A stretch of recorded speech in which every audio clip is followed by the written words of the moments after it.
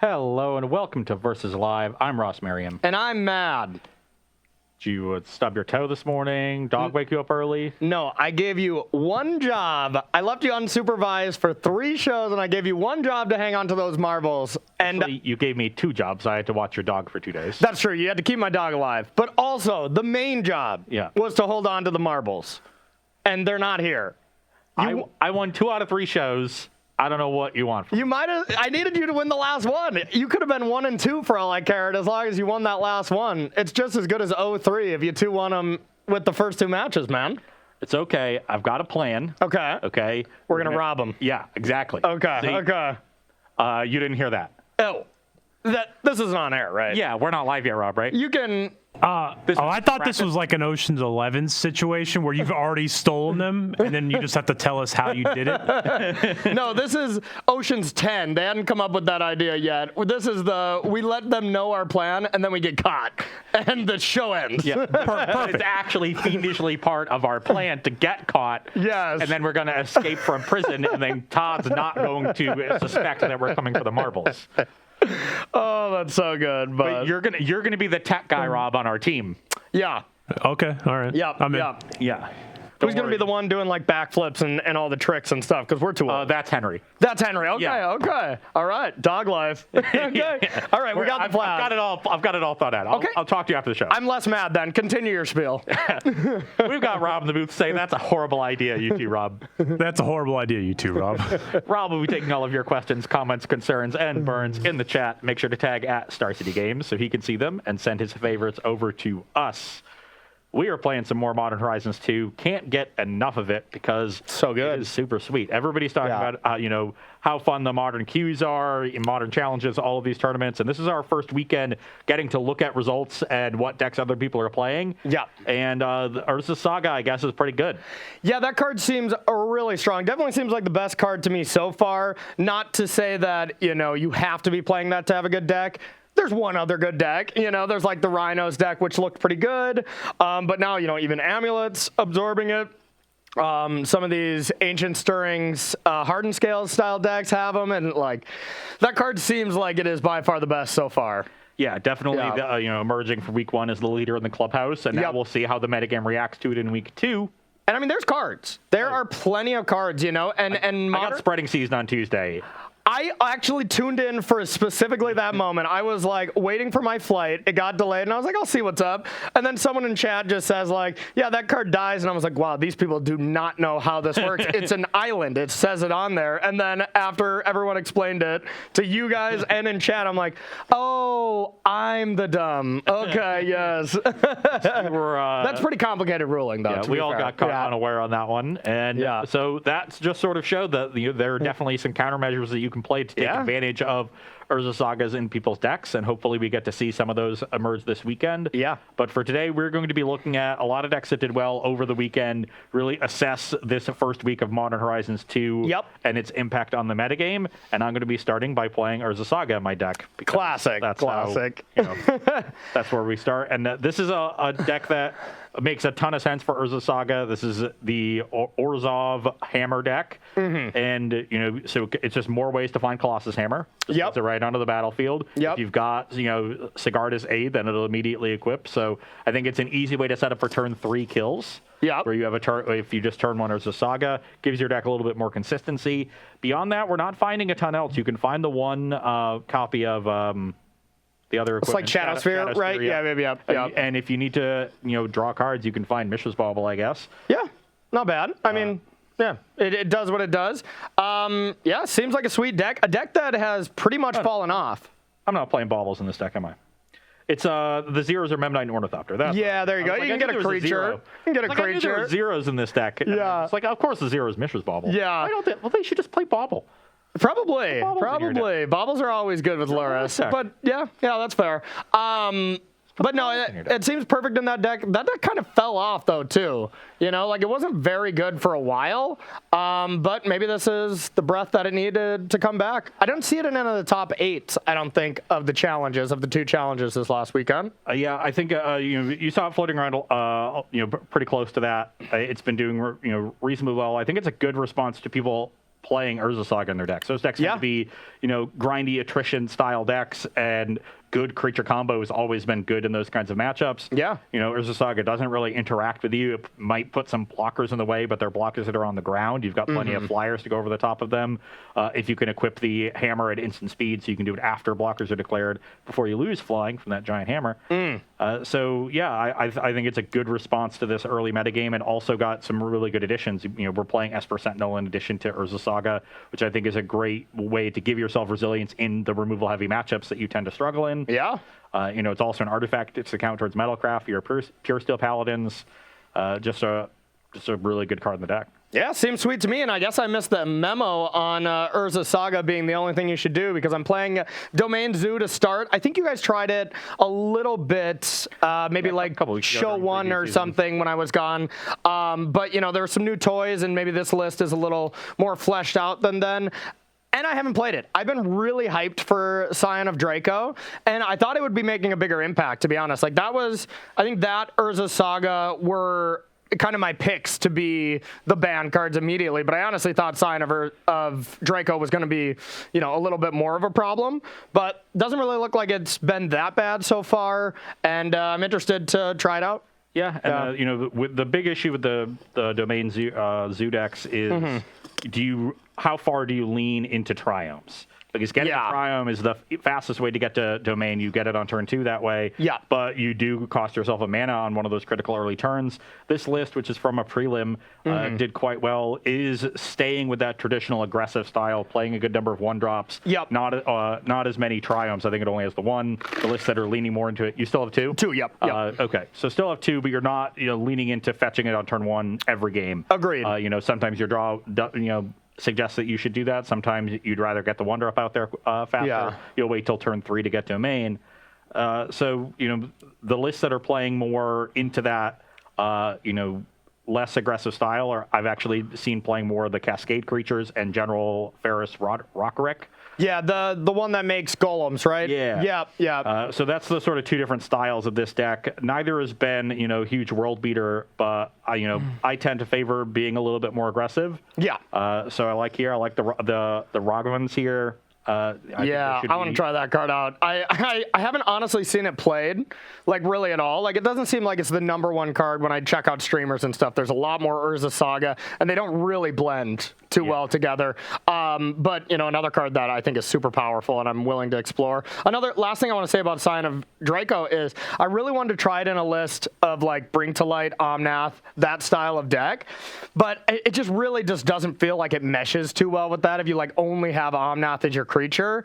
It is pretty sick to go even turn 3 Scion of Draco into Omnath that has hexproof and say, okay, now you have to deal with both of these creatures, or I'm going to go nuts with mana next turn. So that seems cool and something I want to explore a little bit over the weekend. But that's an even more mid-range path. Yeah. So I guess since you're a failure in life because you lost the marbles, I guess we just have to roll die now. Well, actually, Todd had an interesting way to decide. Okay. In chat. We rolling Todd? Not rolling dice? Whoever has played the worst card in a PTQ or higher tournament gets to go first. So what's the worst card you ever played in a highly competitive tournament? God, what is the worst card? That's tough, making me think. I've played a Paradise Mantle at a Pro Tour. Paradise Mantle? Yeah, that can be a Cheerios card. That's not bad. It was just in Affinity. You know what? Just by how we are as players, I'm just going to give this one to you. You play such heinous cards. I know you eventually played a Whisper Squad or some horrible 1-drop like that. I usually play good decks, so you know what? Just go first. Excellent Magic card. Yeah. I've played Tomio the Moon Sage in an open winning deck. Okay. I've played some bad cards. You've played some bad ones. Yeah, I can't even think what my worst one. It was probably some sideboard card that I thought was cool, and it really wasn't. Corey only plays good cards in Yorion. Yeah, exactly. And then I still lose to his bad cards. Okay. So I'm on the play. Yep. I'm going to keep my hand. I need a little bit of help, but... I'll keep mine as well. Nothing special, but... I guess I have to keep now that I'm wearing my new favorite shirt. I'll lead on Giver of Runes and Ornithopter. Okay. Pass the turn.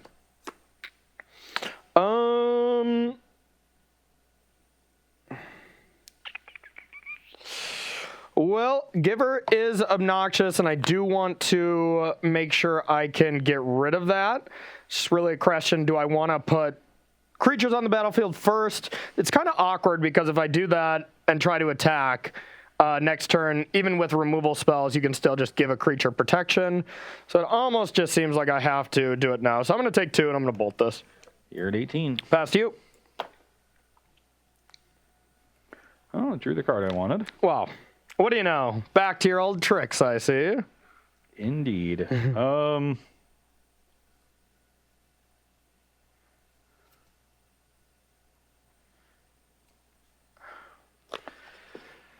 take 2. Okay. Go to 18. All and right. I will play a Stoneforge Mystic. Okay. That is going to find a Shadow Spear, and then I will pass turn. Shadow Spear. Okay. Yeah, Mystics aren't as must kills from that deck. They just get stuff that's cheap anyways, so not the best. You forgot to attack, by the way. Wanted to play some defense. Okay, good call. Good call. All right. All right. Regavan time. And I will crack this, almost assuredly taking 3. That's kind of my whole MO with this deck. Going to 15. And what do I want to get? Think I just want to get a breeding pool here. And I'll play Wild Mikado, and I'll pass to you. The once banned modern card, and now look at its other 1-drop predecessor here.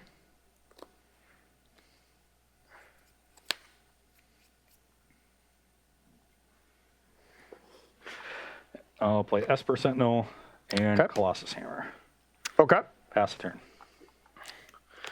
All right. So Actually, this is a 3rd artifact. So let's. I just completely forgot because it's a proxy card. So I can actually just equip and. how do no, you I don't equip? have the thing. Yeah, I was like. That's next turn. Yeah. Oh, of worry. course. I'm getting ahead of myself. Gotcha. I was like, what on earth are you doing right now? What kind of cheatery are you doing? You know, in Magic, you got to think 2 turns ahead. Yeah. You're not supposed to act 2 turns ahead, though. Yeah, that is cheating. That is indeed cheating. Okay. This is okay.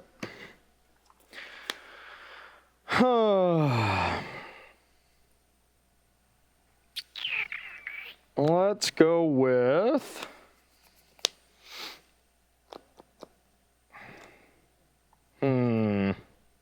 don't have the greatest follow-up here.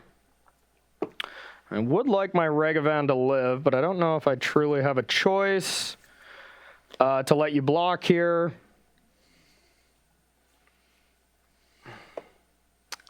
So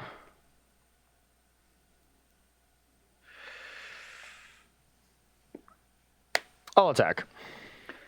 Stoneforge will jump in front of Aragavan. Okay, take 3. I'll go to 15. And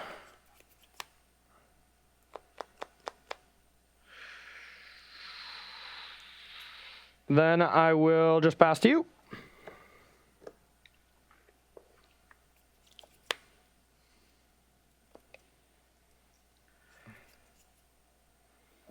Play Arid Mesa, crack it to 14. Okay. So we'll just get another Plains. Okay. Then I will play Puresteel Paladin. Yeah, that's pretty good. I will respond with. I'll crack this. Go to 13. I do at 15 before the fetch. Okay. I was at 14. Gotcha. I marked it off here. Yeah, so Okay. 14 all after the fetch. I'm probably gonna have to take 3 here. I don't think I have any plains or mountains for basics. Okay, I do have a mountain if I want to get that. Yeah, I think that's actually fine. So I'll just take the 1, and then I'm going to lightning bolt this and pay 1. Pay 1. Yep. Paladin resolves. Yep. Then I'll play Shadow Spear and draw a card. Yeah, and then I'll Stubborn Denial it.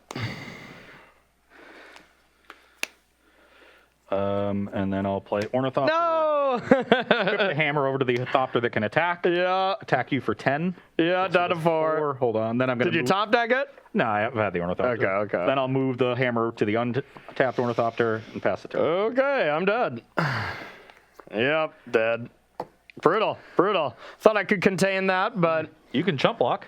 It doesn't have flying. Oh, it doesn't have flying. Okay. Loses flying when it gets... All right.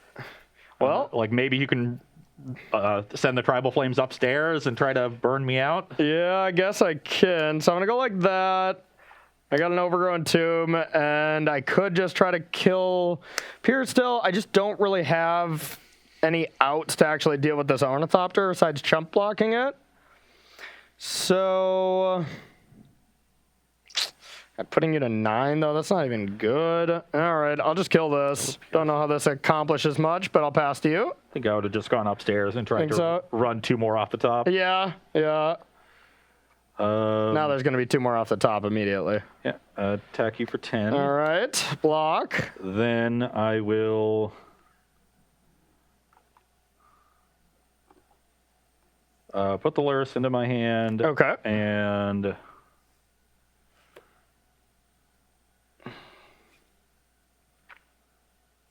play an Inkmoth Nexus. Okay. Pass the turn. And I'm dead. The old Mesa. All right, that was brutal.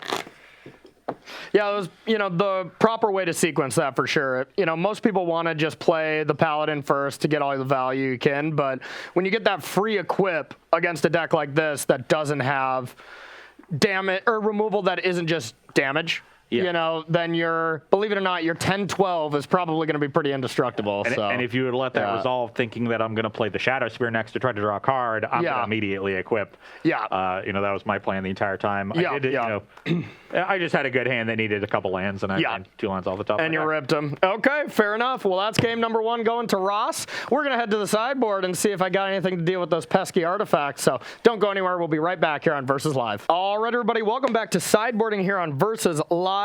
From my end, it is really just a product of me wanting to get out Stubborn Denial. They seem awful. Even if you Stoneforge for one of the hammers or something, you can just flash it in if you have that, or they just cost 1 mana. I have to pair it with, Draco or something like that. So they seem pretty terrible. And then going to take 2 Knight of the Reliquaries out. Pretty good if we're grinding, and I can get this pretty large, but this matchup's really not about that. So a 3 mana big creature, as big as it is not really going to hold up. And then just bringing in all the removal I have in my sideboard here to deal with those key turns when you strap up the Colossal Hammer. Yeah, on my side, I'm bringing in a little bit of removal just to get the pressure off of me. This deck is surprisingly good at grinding through removal if you give yourself time. Yep. So the push and the path come in. Also bringing in a couple Burnt and Forge Tenders. Great to play defense against certain creatures, but also good to protect mine from the various red removal spells in your deck. Yep. And cutting Memnite. Memnite is all about giving the deck speed.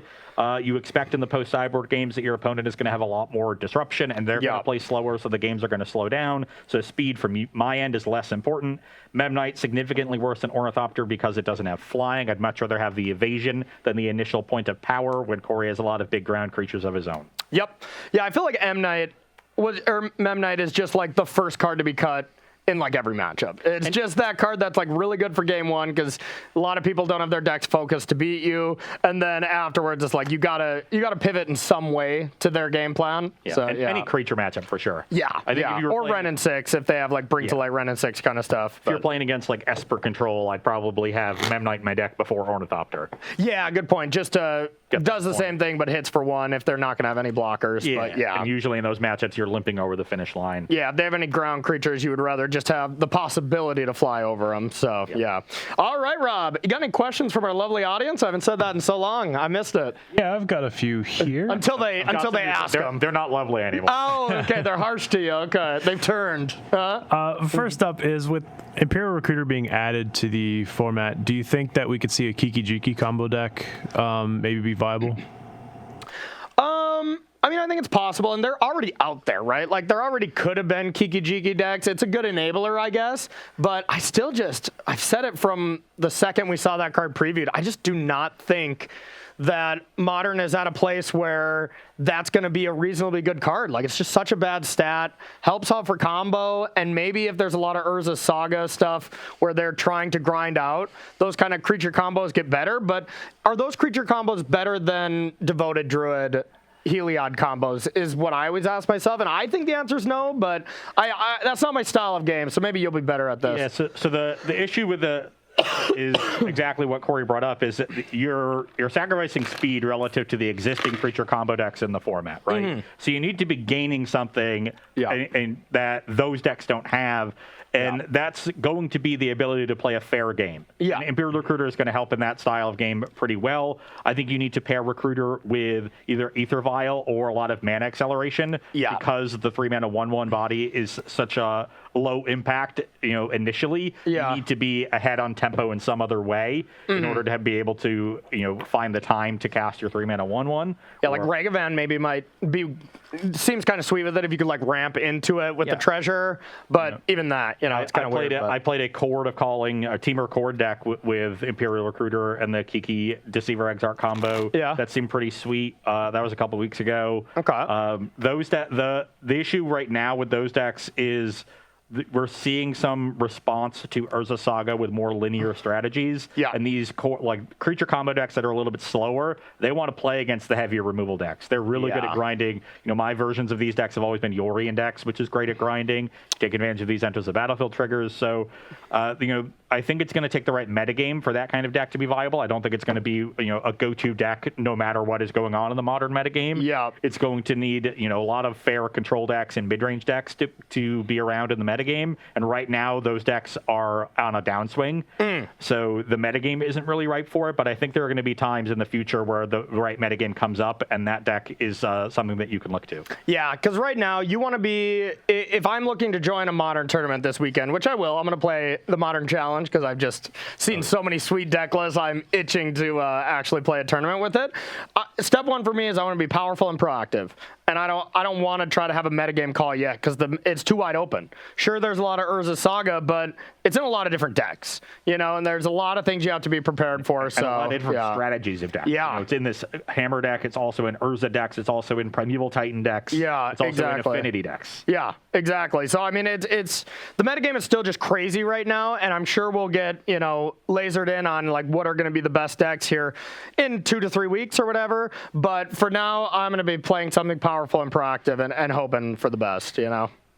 And the Kiki combo deck is somewhat powerful and proactive, but I don't think it's powerful enough relative to the rest of the format. Yeah. So it needs the right metagame to thrive. Yeah, and if something needs the right metagame, that means there's a wrong metagame for it. And when the metagame is just wide open, that means half of it's bad, So, okay, I'll be going first here.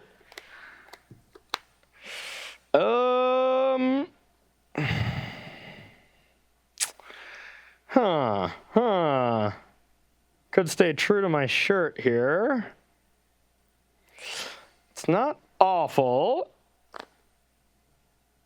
It's not great.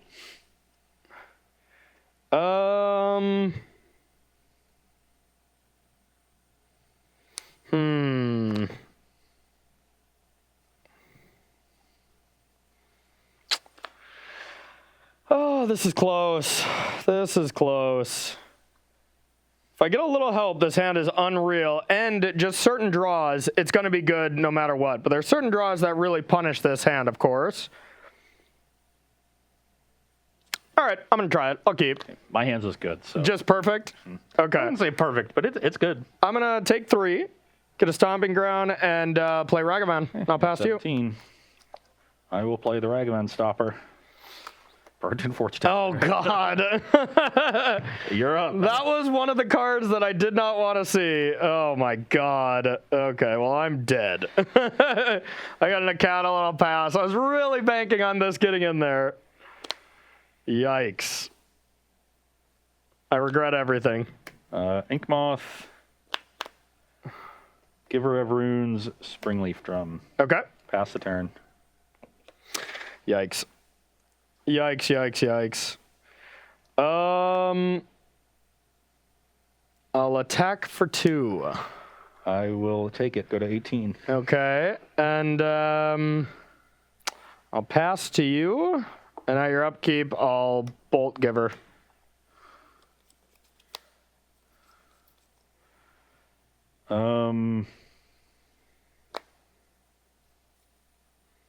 Guess I could have did that during my turn in case you choose to save it with Bort and Forge Tender. That seems a little silly. I am going to make a mana in response and animate the Ink Moth. Yep, and I probably should have did it to avoid that. All right, we're rusty. Okay, well, turns out I didn't need to do that, and now I could have killed you. Oh, Right? No, because that's not netting me an extra mana. But I will play Silent Clearing. I will take 1 to 17. okay. Then I will play a Colossus Hammer and draw a card. Okay. And then I will equip the hammer to Forge Tender and attack you for 11. I am dead. I'll play Ornithopter and move the hammer over to the Ornithopter. I am dead. Wow. Yeah, that was a beating. That was the worst possible card. I mean, I had a Bolt to push through, and then, I can start generating some treasures. Like, that's the hope. And then I just had all 2 drops, so it wasn't awful, but wow, Forge Tender completely bricked me. Yeah, there are certain cards Ragavan does not want to see, and I imagine Forge Tender is near the top of that list. All right, this shirt betrayed me. I'm taking it off. They don't let you do that on Twitch anymore. Yeah, they don't. Yeah, Versus live after dark. Yeah. What if? I mean, we can set up. Before he takes his shirt off, you're definitely going to need to put it in the dark. Yeah. There's the hot tub, beaches, and yeah. I was gonna say, don't we have a hot tub in studio somewhere around here that we can consider this just a hot tub stream? I mean, don't worry. I could request a couple weeks ago. I can just turn the lights off, so I do have a safety precaution. There we go. Things get too weird. Yeah, Rob's on it. He's protecting our audience. Smart. Yeah. There's many impressionable young adults who don't want to see that. Oh yeah. Oh, plenty of people, and it's just too bright. I'm way too pale white, so I'd just be blinding the audience back home. So yeah. All right, Rob, you got one question, and then we'll get to game 3. I do. What do you got? So, what do y'all think about a zoo deck like this one that's kind of low to the ground, playing a lot of blow drops, versus a deck that's playing several of the hierarchs and trying to go bigger, playing like Mantis Rider and like Bloodbraid Elf and stuff like that? Yeah. I think I like those decks more. I think I like the Cascade elements more personally.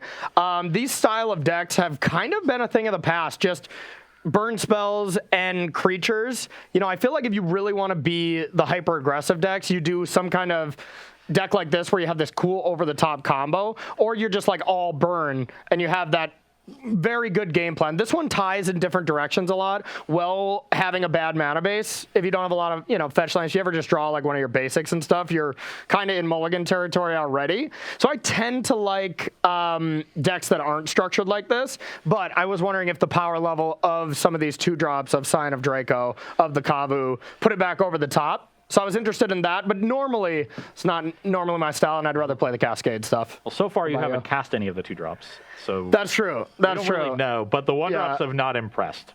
Yeah, I mean, Regivan would be great, but you've had just brick walls for it so far. Yeah. But the issue is the quality of removal is just so high in Modern, and everyone's playing good removal that the creatures that do nothing but attack and block, but aren't that big.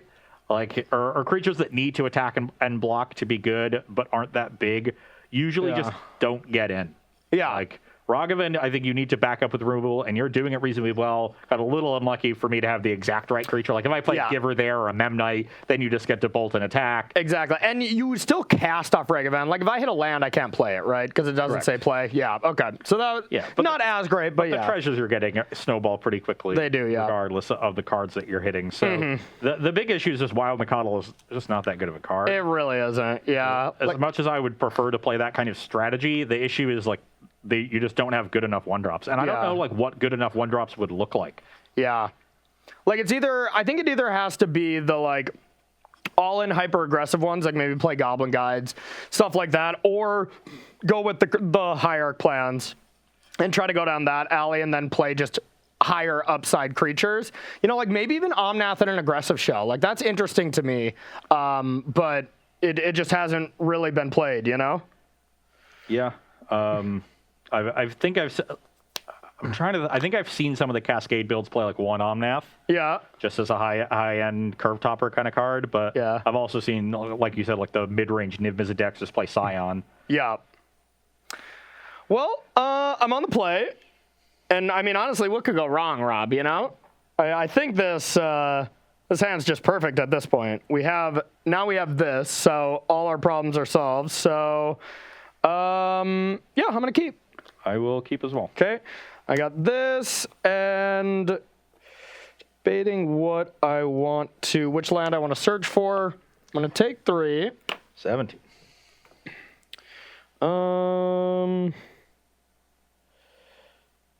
Think I want to go with. Let's go with Sacred Foundry.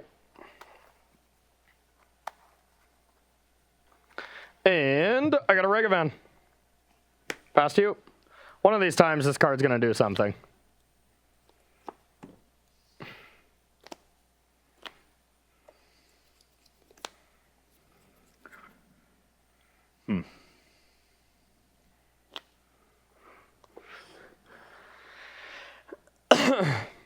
That tough for a turn 1?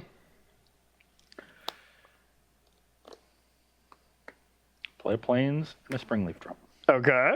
You can go. Hooray! We connect! So I need it. All right, I will attack. I'll go to 18. Okay. Tilt. Land is a brick. Tilt. All right, I get a treasure. And I'm going to sack it for green and play Nikotl and pass to you. I may have done it again. But at least this time I connected.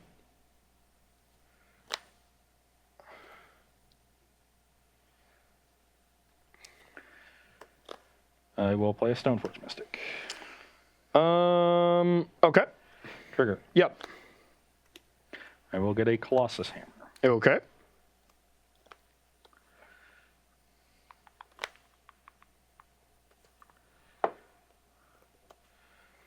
I will then make a mana Okay.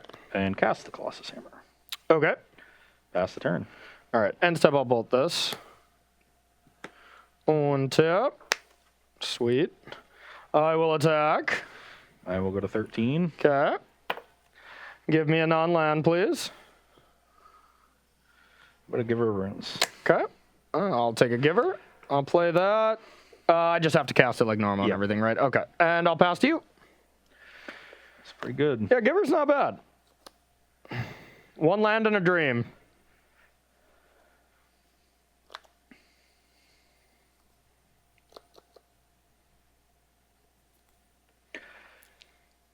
Okay, Urza Saga, Okay. Chapter 1. Everyone's favorite saga.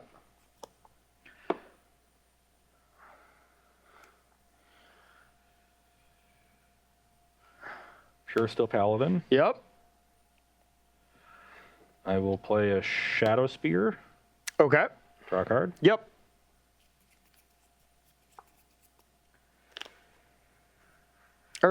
Actually, sorry. I completely forgot I have a treasure. Yeah. I was completely spaced I have a treasure. My You bad. just had it. Yeah, I just Put had that it. card back then. And I'll float a white in response to the bolt. Okay. And play a Giver Runes. Okay. Sorry about that. Pass the turn. All right. Well,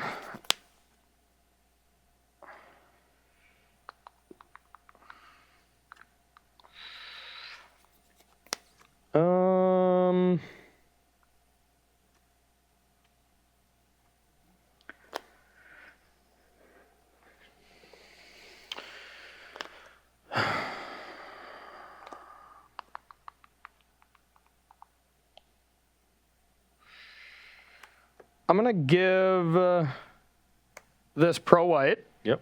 an attack. Okay, no blocks. Okay. I'll go to 8. Yep. Trigger. You want a Sigarda's Aid? Not yet. I'll combo you at some point. Oh, you have to cast it the turn of, right? Yep. Okay. Yeah, I probably don't want that one.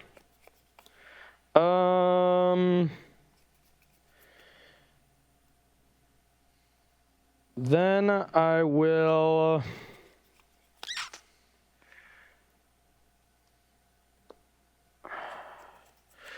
Debating what I want to do here. It's pretty close. A land would be nice, but that's what happens when you keep one landers, I guess.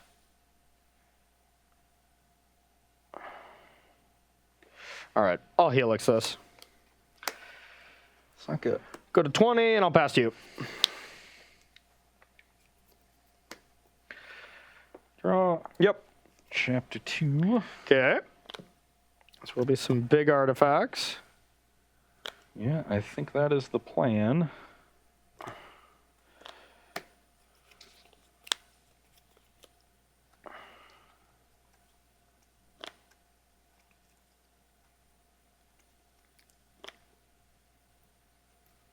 Currently, it'll be a 4/4. Yep. Other option is to buy Luris. I think if I did that, I might just die. Quite possible. I'm a mana short of making a construct and equipping the Shadow Spear to it, and having it be untapped. I could use the drum there, but that is not really the plan, so I think I've just got to pass. All right. I'll untap.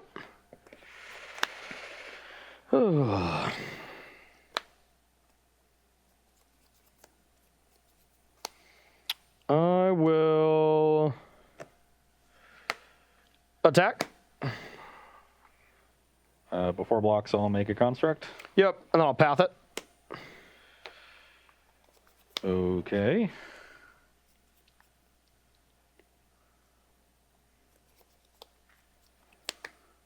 I will take 6, go to 2. 2, get a treasure. See what you got. Go, Ragavan, go.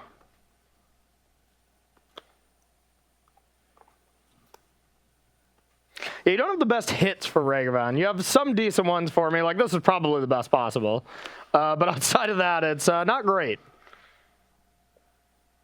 Okay, and I'll pass to you. So I need to draw something pretty good here. Mm-hmm. And if that's the case, I think I can afford to just go to 1. I think I just need to draw one of the removal spells. Yeah. Or a white creature would also do it.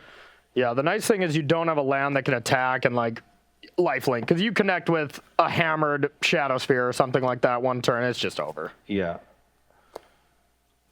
So I'll go to 1 on the incept and get a Godless Shrine. Okay.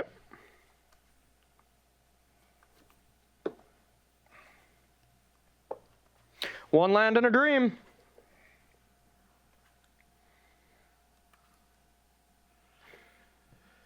Yeah, big difference between games where Ragavan got to connect and you have one land versus when a Forge Tender bricks you immediately. Yeah, that's another fetch land. Yeah. I won't do it. I had a Tribal Flames too. Yeah, I figured any burn spell would be good enough. Yeah. But if I draw a white creature, I can make two blockers through Giver, because Giver can give Procolus. Yep. So the one blocker was not good enough, even if So I you needed a it. white creature, yeah. Yeah.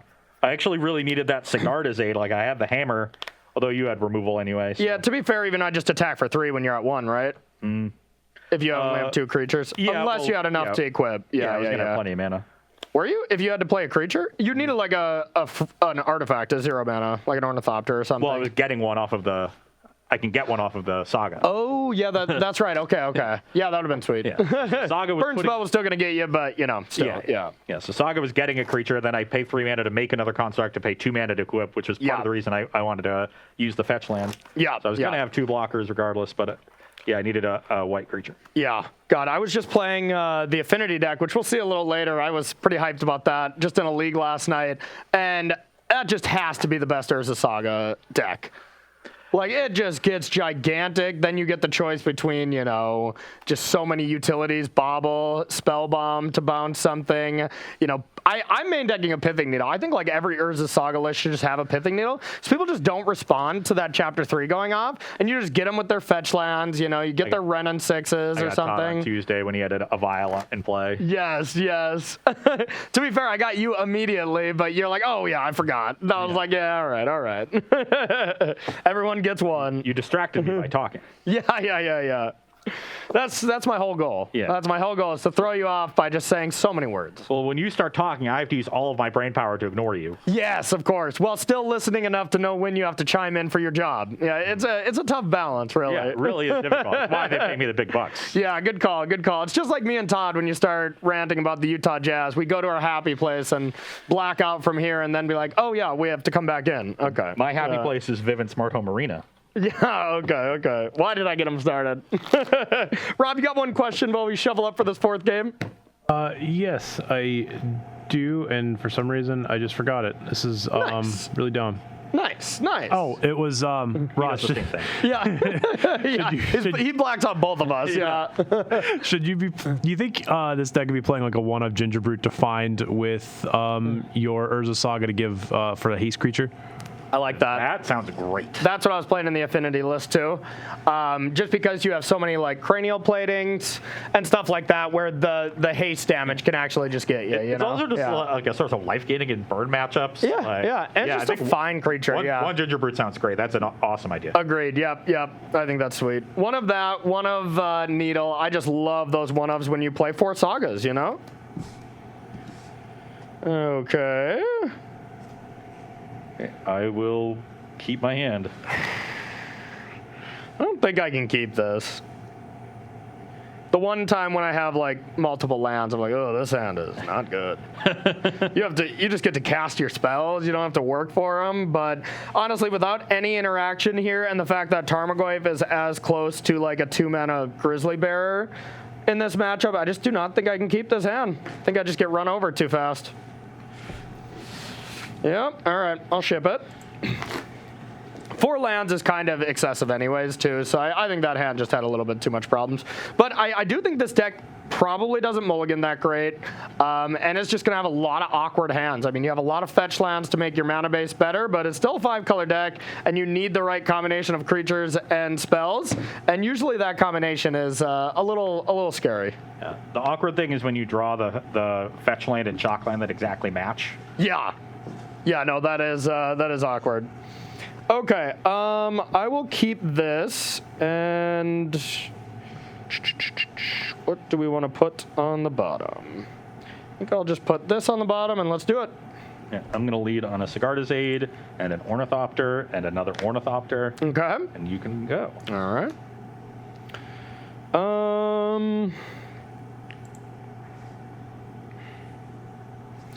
Gonna crack this. You're a knight. You're at 17. I think I just want to get this.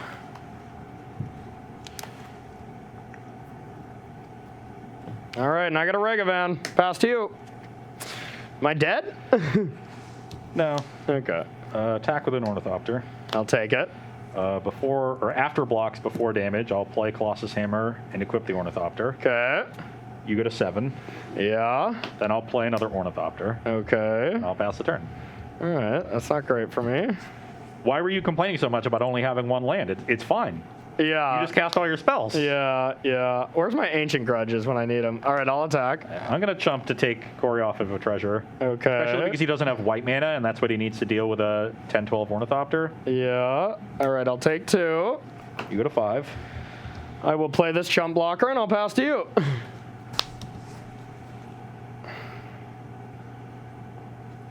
Okay, I drew a land, which is perfect. I will attack. I'll put this Ligolorf into the graveyard. I'm going to go to 17, just in case I draw the 1 Fatal Push. Yeah. I'm just so far ahead, it feels like I can... You can mess around. Yeah. And I'm going to play the Pure Steel Paladin, because I have 3 artifacts, and then move the hammer... I wonder if I want to move it over to the Paladin itself, just to protect it from red removal, but if you're using removal on that and then chump blocking, I think I'm fine, whereas if you draw white mana and are able to path the Paladin with the hammer on it, then I'm, like, basically dead. Yeah. So, am I dead? Got a decent card in my hand. 3rd land would make it good. No, I like it on the Ornithopter, too. All right. I don't think I can possibly win because my hand is awful. creatures. And yeah, you can't cast the Scions as Trump. I have 2 extra legendaries. Can't cast this. I can cast a chump blocking Tarmogoyf. So yeah, just chump block with the Rogovan and yeah, play a Goyf. I'm just you're in the abyss, and I've got a Stoneforge Mystic in hand. So if I draw a land, you're dead. Yep. Wow, and I'm top decking the 4th Ragavan. Okay, that was incredibly awkward. Well, looks like you're gonna take this one, but we got time for a pity game here. Zeroed Mesa. I can just find another hammer, have the flyer come through. Yeah, definitely seems like in this matchup something I need that normally you don't see in these style of decks because you don't really need it. Is like Nature's Claim, Ancient Grudge, something like that as a cheap way to deal with, Hammer or Ornithopter or something. I think Ancient Grudge just seems awesome right now. It doesn't kill Urza Saga, but in this style of deck where you are indeed green and red, it doesn't seem bad. I think I would like maybe Wear Tear in your deck. So yeah. Where is one for the enchantment side, right? Yeah. 1 white. So Okay. people playing early Urza Saga, you can just blow up the Saga for 1 mana. Yeah. You actually get to kill it with the first trigger on the stack if you have the mana open. I think I just like the double spell aspect of it, because almost no matter what, you're attacking usually with an artifact creature or it's with a hammer. So the fact that I can just leave open, 1 green and either grudge or bolt something seems better for this specific matchup, but maybe not for modern as a whole. Yeah, I'm speaking as a whole. I agree Grudge would be better for this specific matchup. Yeah. But yeah, so, I know people are starting to think, how do I react to Urza Sagas? And one way is with things like Spreading Seas and Blood Moons and stuff that shut it down. Another way is just cheap enchantment removal to target the Saga. Yeah. So those things I assume will be adopted for this weekend, and definitely something that you're missing. And I think.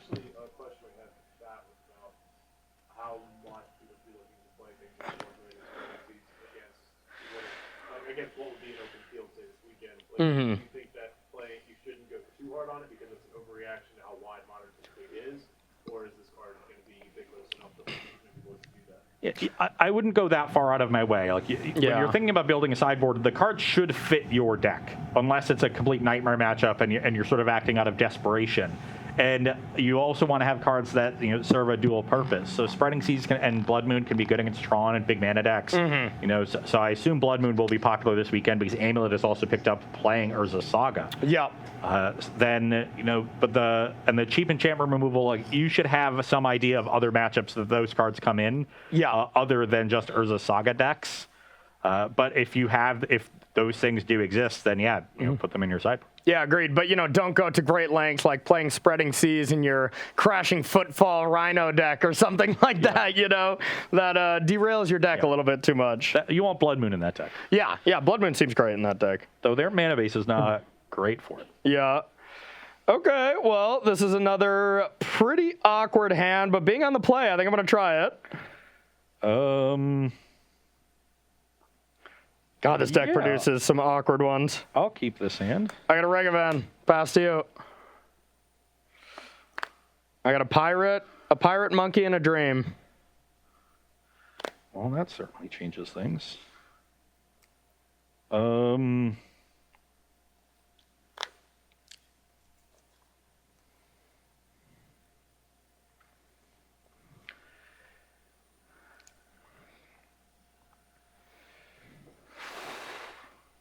You got the goods?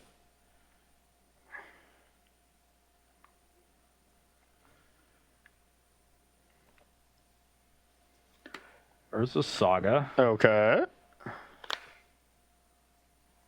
Springleaf Drum. Ornithopter. Make white. Sigarda's Aid. Okay. Pass the turn. All right.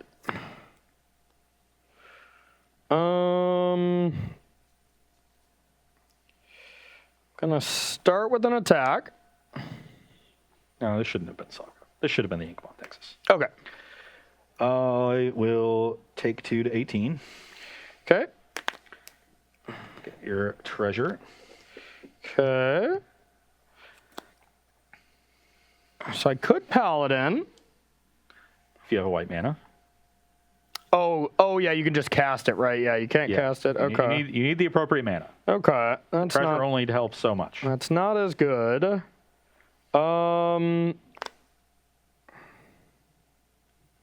So in that case,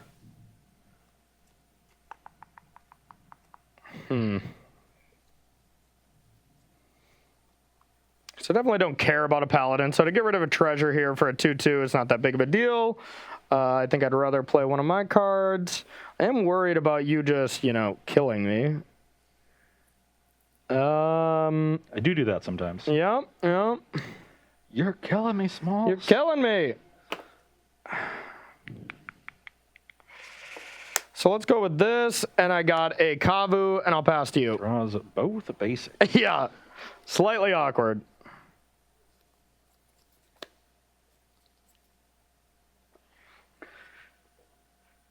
I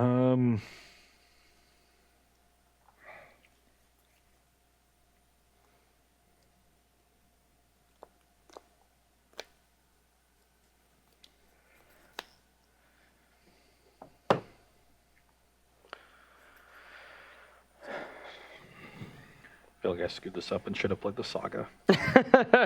Well, technically you did. Yeah. Yeah, whenever you have a drum and you could just go on turn 2, make a construct, that's usually pretty good. That wasn't my plan, but okay,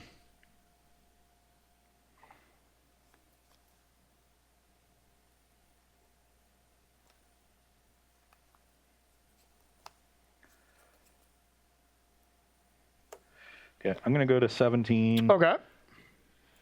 I will play a Stoneforge Mystic. Okay. That will get a hammer. Hammer time.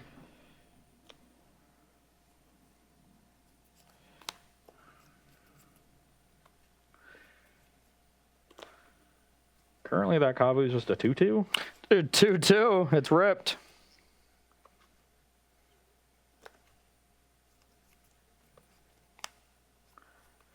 And I could go for an attack here.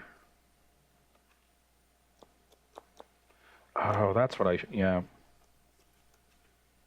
God, this is just it's so tough trying to figure out exactly how I want to play around your removal and my stuff with it, when I want to sequence these sagas.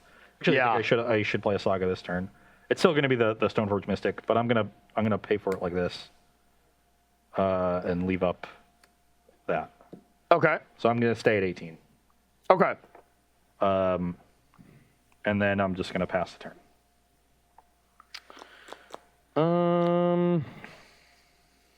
Although I guess, yeah, you can kill this with the trigger on the stack if you want to. Now that I've shown you, I'm not gonna have both blockers up. Yeah. I think I'm still okay with all this. It's tricky. Yeah, this is tough to play around. When you just flash in a creature getting +10/+10 is pretty tricky. All right.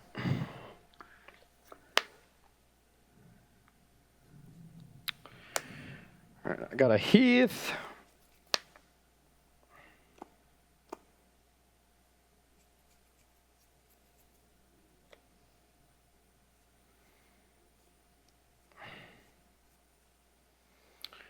And I'm going to declare attacks. I'm going to draw, discard? Discard. Or discard, draw? It's red. Okay. Oh, it's discard first, but it's red. Discard, draw. Okay. Go to blocks. Yep. I will block Ragavan with Stoneforge Mystic. Okay, I will pass priority. I'll pass back. Take 2. Okay. I'm at 16.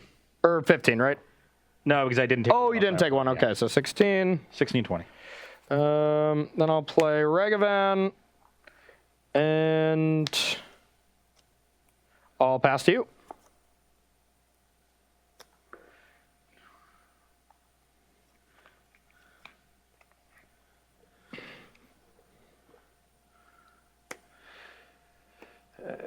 Draw. Second chapter on the saga. Okay.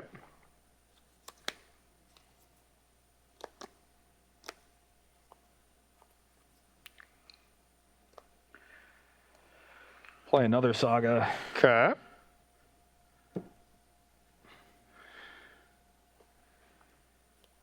And pass the turn. All right, end step, I'll crack this. You go to 19. 19.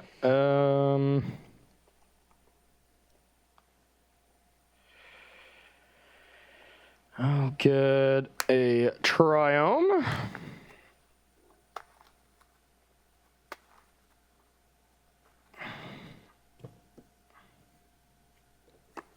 Draw.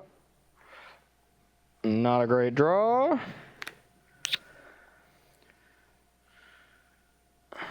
I'll attack. Trigger.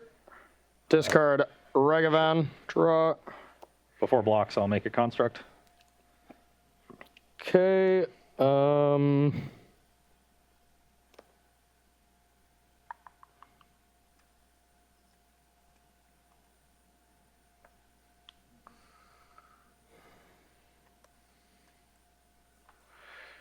Okay, go ahead.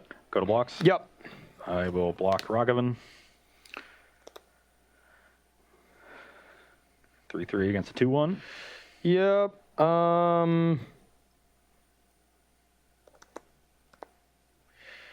Okay, pass priority. I'll pass back. I take 5 to 11. Yep. Ragavan down. Or you take 4, right? It's 4/4. Oh, yeah, it's 4/4. Sorry. Yep. 12. 12. I just saw 2 basics and a Triome and assumed. And just 5. assumed, yeah. But you overlap on Mountain.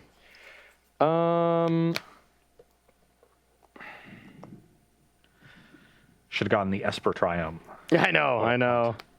I'm such a fool.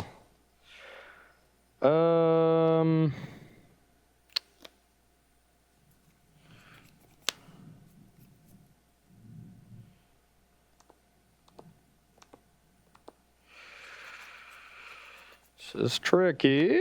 I'm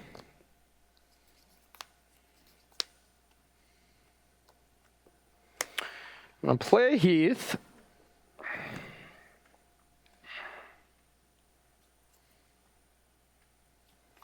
You got 4 in hand? 3. 3. That's better. And God, super tricky. All right, I'm gonna. Fetch to 18. Yep.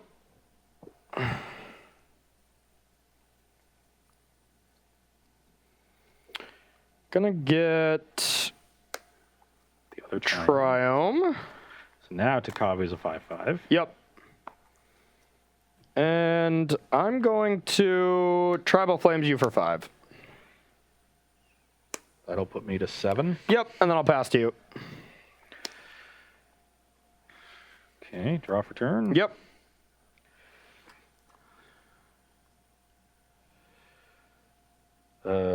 Chapter 2 here. In response to the 3rd chapter of the other saga, I will make another construct. Okay. Then I will have the 3rd chapter on this one go off. Okay.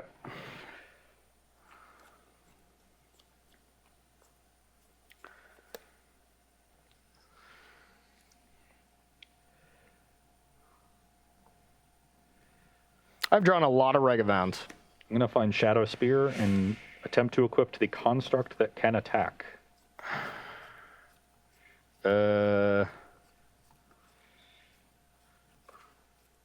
Yep. Now we're in my main phase. I'll play this. I'm just going to play a fetch land. Okay. Then I will attack with that construct. No blocks. So it is a... All right, I'll pass. Can't let that connect or I die on the spot. construct down, find planes.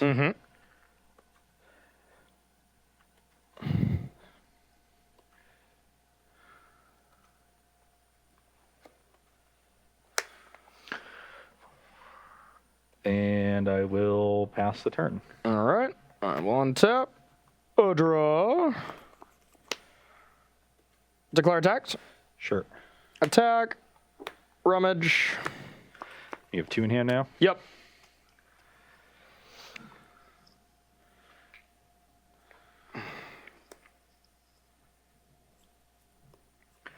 I will block. Okay.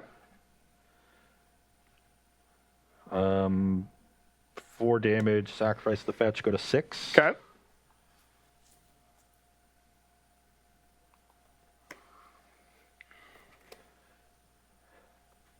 And I will cast Colossus Hammer. Okay. Resolves. That thing doesn't trample, right? No. I will attempt to equip to the construct. Damage. Yep. Oh, I think I screwed this game up. Yeah, I missed a point of damage earlier in the game with Kavu when I passed priority. I didn't have to take that point. I probably shouldn't have. Yeah. Well, technically, I missed 2 points, right? Yeah. Yeah, because I could have searched for a duel that gave me 2 types. Yeah. And Yeah. two damage would have definitely given. Yep. So, yeah, I screwed that one up.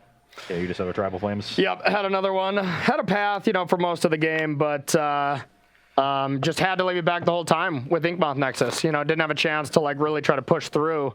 Yeah, that was tough. And on my side, it was just about playing carefully and protecting my own life total. As it turned out, if you had gotten that 2 damage in, you would have had me exactly dead. Yeah. Which would have been a little annoying. Yeah. The turn before that, I finally pushed through. But yeah, 2 mana Lava Axe is pretty good. Who would have guessed when you can follow it up with some creatures? But yeah, overall, not super impressed with these style of domain zoo decks. I just feel like those style of decks just creatures removal is kind of a thing of the past. You need your deck to be more dynamic. You need to have not only a good aggressive game plan, but have this kind of either plan A or plan B that's a combo kill, or you can go long with something else. Even going along with Urza Saga or something like that. I just feel like it's not as powerful as it used to be before. Yeah, and Goyf and Wild Nakata are just trash. Yeah, the creatures that you're playing aren't powerful enough relative to the removal that exists in the format. Yep. That's changed over the years. The other thing that's changed over the years is you get way more punished for having that really painful mana base. Yep. Tribal Flames isn't as powerful as it used to be. Just Yeah. a mana sorcery. It's a fine card, but it's not great payoff for having all these colors. Yeah. And the other payoff that you get for when you play multiple colors is you're supposed to have this really strong card pool to draw from. Yeah. But even that is less of a payoff these days because the card pool is larger, so you get really powerful things in 2 and 3 color combinations. So Yeah. you're not getting that much deeper of a card pool to draw from by adding a 4th and splashing a 5th color. Yeah. And it's just not worth the cost on your mana base for the most part. Yeah. The cool thing about the other builds of this deck, the more mid-range builds, is they're developing some synergies with General Ferris. And those kind of things can be really powerful if you hit the right draws. Turn 1 Hierarch, turn 2 General, turn 3 Bloodbraid Elf or Shardless Agent can create 2 or 3 potential golems on turn 3, and now you're doing something that looks really, really impressive. Yeah, see, I like that kind of style of aggressive decks. That way you can just have these ridiculously busted things. My busted draw is curving a 1-drop into a 2-drop and then killing creatures and winning with them. That's the ceiling on my deck, and that's a low ceiling, So, yeah. And, it happened, the games where you were connecting with Ragavan, it looked really good, but the games where you didn't connect, it looked very bad. So it was a very polarizing card. And it's I got the one good giver, but for the most part, it was the treasures were the things that kept me alive the one game, but the ability itself, I kind of envisioned better things from it, and it was just okay. Yeah, the treasure is the more important part of that ability. Of course, that was important. You having extra mana up helped you develop your battlefield, hold up removal. Could have swung that last game if you had, cracked your fetch before combat. Yeah. I just thought you were going to, flash in a hammer. So, once you pass priority back that second time, it goes to damage. Yeah. So I could have tried to go the runsies, backsies, but I heard the surprise in your voice. Yeah. That I was that you were not expecting me to do that. I was not expecting it, and that it cost me the game. So, yeah. GG, but the hammer deck, kind of looked the same, except Urza Saga did give it that new element. Urza Saga is great in that deck. It gives you a lot of different things. It's tutors for hammers, and the one Shadow Sphere is the obvious thing that it gives. It can also find a threat. If you need the Ornithopter or the Memnite because they've killed other creatures, it can find you that. But it also can help generate those constructs, and that was really helpful in some of those games. Gives you a lot more staying power, which these decks are in need of. But it's difficult to have staying power in these decks because you need to have so many cheap creatures and cheap threat and cheap cards to make the combo work. Yep. And so like Lurrus has been a big deal for these decks because it just sits over here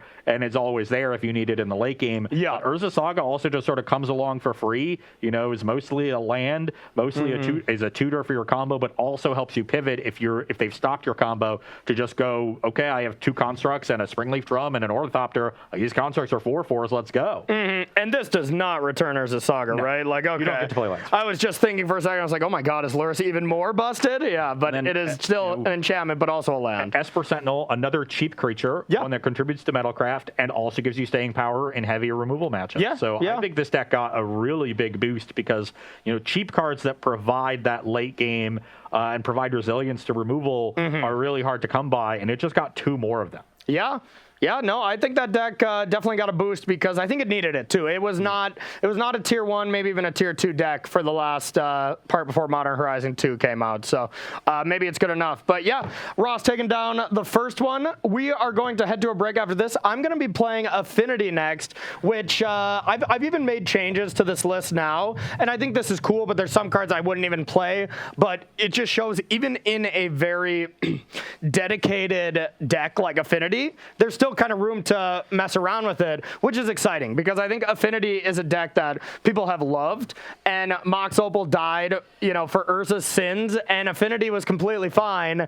And maybe if we could just ban Mox Opal from Urza and from those pairings, maybe Affinity would still be a very tier 1 strategy. But with the new 7-drop that draws you 2 cards, this deck just keeps going and keeps going, and all of a sudden you just have like 10 permanents on the battlefield. Like turn 2 or turn 3, it's like, Jesus, this deck goes wide, and it goes wide hard. Been doing some impressive stuff. Has definitely had to pivot now. It's it's not as fast as it used to be without Mox Opal, but it's much more resilient. Yeah, and now that you get to play multiple cranial platings, you get to play 6 or 8 of them with the new edition, so it's pretty cool. I'm going to be playing a cool list that one person, they took, I think, 10th and 30th across both challenges, so 2 pretty good finishes. One person took 10th and 30th?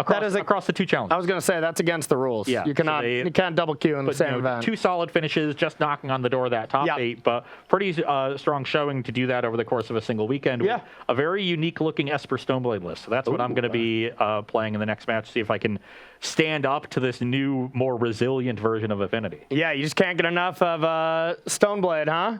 Just Stoneforge Mystic. Now I want to find actual equipment now. Okay, fair. Now you're going big boy equipment. I like it. Okay, well, we are going to take a short 5-minute break, and we'll be right back with round number 2 here on Versus Live.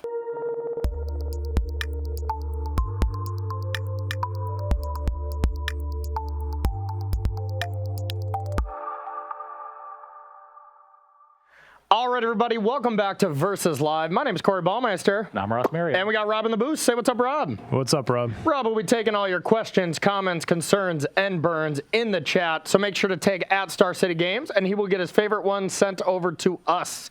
So we are playing some more Modern. It is my first time back. We played while we were still in preview season, but we didn't have the full set. So this is kind of my catch-up time to see what's going on in Modern Horizon 2, see what the metagame's actually shaping up to be, as well as looking at the decks that had success last week. We had 2 Modern challenges, as well as, everybody in the Magic Twitterverse saying, I broke it, this deck's broken, this deck's busted. So there's like 11 tier 1 decks as far as if I looked at Twitter. And then we see the decks that are actually winning in the challenges. And so far it's a lot of Urza Sagas and a lot of cascading into unfair things. That's kind of the patterns I've noticed so far. Underworld cookbooks. And a lot of Underworld cookbooks. Yeah, I played against that deck just to see it in action. I feel like you really need to see that deck in action to see how good it is. And wow, it is resilient. You pair that against a creature deck and, that ridiculous named creature, what is it, Osmo? Is that Asmore? Yeah. Asmore, that's all we're definitely calling it, that's for sure. That card really just destroys creature matchups. Like, I played it with Affinity last night, went 4-1 in a league, only losing to that deck, and it was pretty disgusting. Yeah, once you get the food engine online, suddenly you've got, potentially Trail of Crumbs I've seen in some lists to draw cards. Yep. You've got or in the sideboard, the battlefield. You can gain life if you need to do that. You can return Troll Kings. Just so many things to do with your food. And the Oval Chase, Daredevil, Underworld Cookbook engine. supercharges everything. And just Urza Saga in that deck too. Just makes gigantic constructs and also gets Oven or the Cookbook. So yeah, really, really strong stuff so far. But I'm going to be playing Affinity. This is a list I saw from one of the challenges. I've seen some other lists that I think are a little bit more lean. They're not playing a lot of these 7-mana Affinity for artifact cards, except the Draw 2 card. I think that card's Thought Monitor. Thought Monitor. I think Thought Monitor is insane. But the other creatures, they're okay. You know, I tried a list without them, and I think I liked it better. And I also put a Pithing Needle into the main because Urza Saga and Pithing Needle just seems so sweet, but can be a dead draw against some things. But yeah, just trying to bring a flashback and play some Affinity. What you got up against me? This was sort of the deck that I saw a lot of hype on social media towards the end of the weekend and the beginning of this week. This is the deck that people have really started hyping. So going to be a big test for it this weekend. Yeah. Because everyone's either refining lists or figuring out how to beat it this week. And we'll see sort of which side wins out in the end. But I've definitely seen some powerful stuff out of these Affinity decks. Yeah, we're going to see stuff like Fracturing Dust or something, you know, pop up, which happened to me on my league yesterday. So, yeah, good times, good times. On my side, as I said before the break, playing a little Esper Stoneblade. This was just one person playing it both days. A very interesting list. You know, playing Esper Sentinel is part of the creature base and Dothy Voidslayer. So, you know, comboing well with your removal and your discard spells, you'll be able to give that card a little bit of utility. Also a good creature to just equip up with a sword, seeing as it has Shadow. What does that one do again? It's the black 3/2. Whenever a card would be put into your opponent's graveyard, you exile it with a void counter instead. Shadow, and then you can sacrifice it to cast a card from the void for free. What flavor, too? That's nice. But also playing Counterspell, the same like discard removal package that you're used to. The one thing I was worried about when I was looking at this list was we've got a white 1-drop, we've got, you know, a black 2-drop, and we're playing Counterspell in the deck. Also playing a copy of Dam in the main and one on the sideboard. So that can take white to cast if you want the Wrath of God side of things as opposed to the removal spell side. So the mana base is pretty stretched here. There are some Sunken Ruins to help out that spread, but that's a big test for me because if the mana works, the cards in this deck look really powerful. You know, Counterspell, Fatal Push, discard spells. No Dakin or anything, right? Like, no. I do not think that card is good enough. Yeah, not a big fan of that one either. Yep, agreed. You know, also, this is a family show. I don't think you can say damn on it. If you're on Magic Online and you buy that card from a bot, it just puts the 4 asterisks in it. It's like, you can't say that, which I thought is hilarious. So all right, I'll be going first here.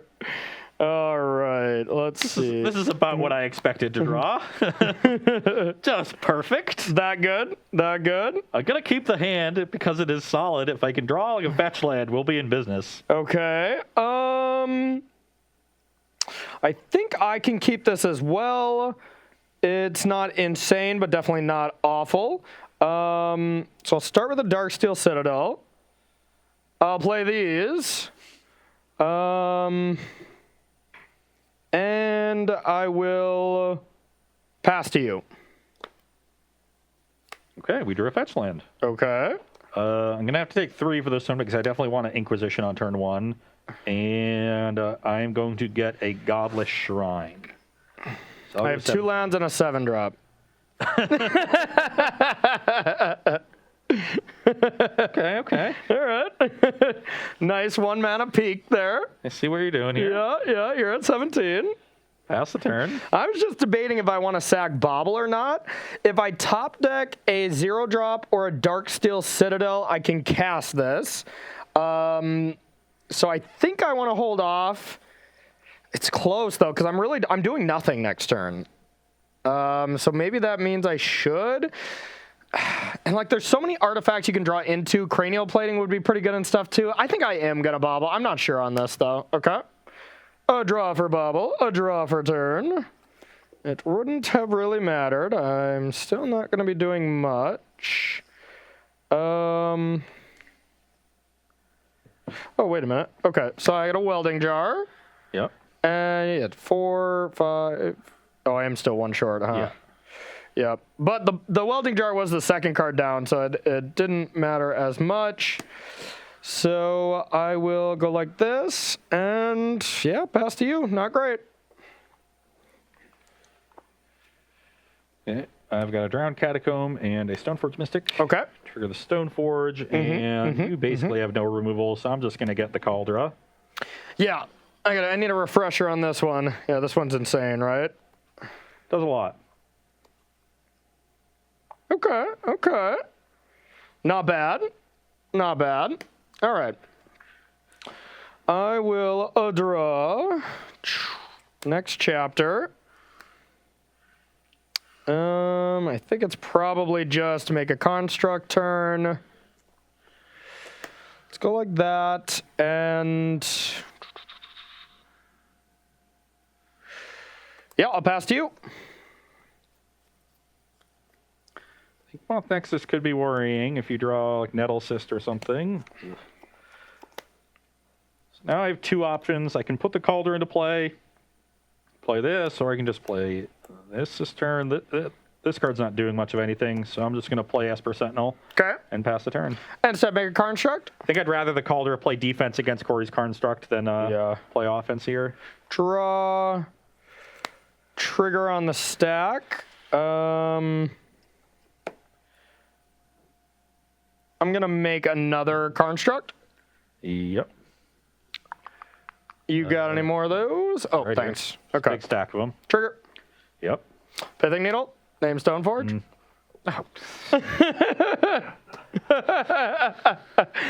Oh, wow. Wow.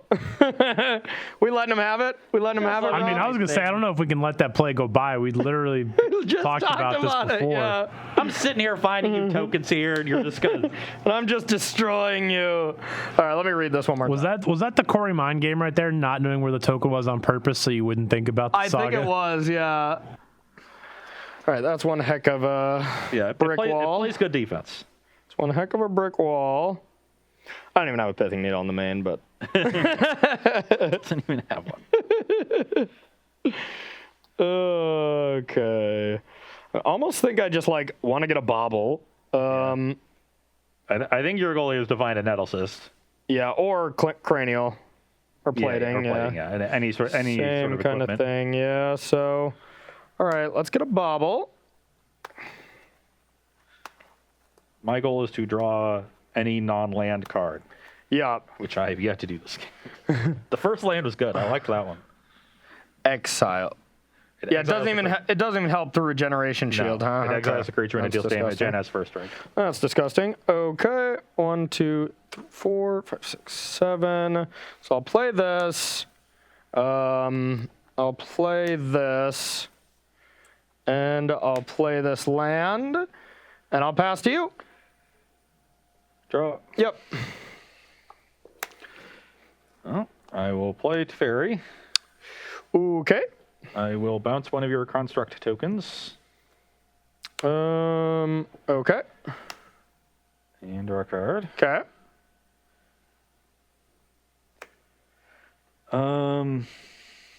Play a Flooded Strand. And yeah, pass the turn. All right, bobble you. Okay. I will draw 2. 1, 2. Oh.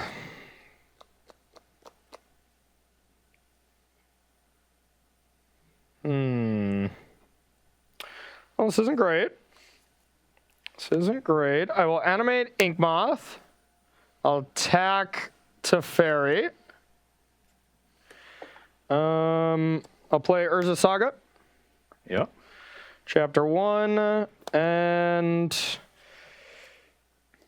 I'll play M Knight, and I'll pass to you. Instead, I'll crack the Flooded Strand and go to 16. Okay. So generally, this would be pretty good for my side. You would think the mid-range deck has the advantage, but Yep. I'm not sure how I'm breaking through all of this. Yeah. Yeah, you really just want that thing to have vigilance, right? Yeah, Strap a batter skull to it or something, then you probably can't lose the game. that'll be my plan. Yeah. So we'll get a Hallowed Fountain here off the Flooded Strand. Yep. Yeah, one thing I didn't include is a needle, and it definitely should be in this list. Draw. Okay, that is not bad. Mm-hmm. Got a Drowned Catacomb and a Dothy Voidwalker. Okay. So we can at least start attacking. Yep. Then I'll pass the turn. Get some shadow damage in. Okay. All right, I will draw chapter 2. Also, just a little worried about Corey making 2 more constructs and just having 5 pretty big attackers. Yeah. You just glide around the Cauldron. Yeah. All right, I have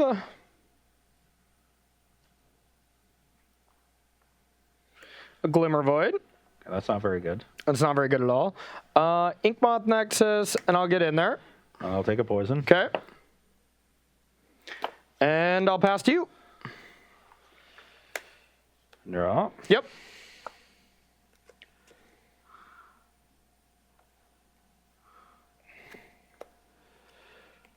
Another Drowned Catacomb Okay. for 3. Shadow, so I have to take it down to 13.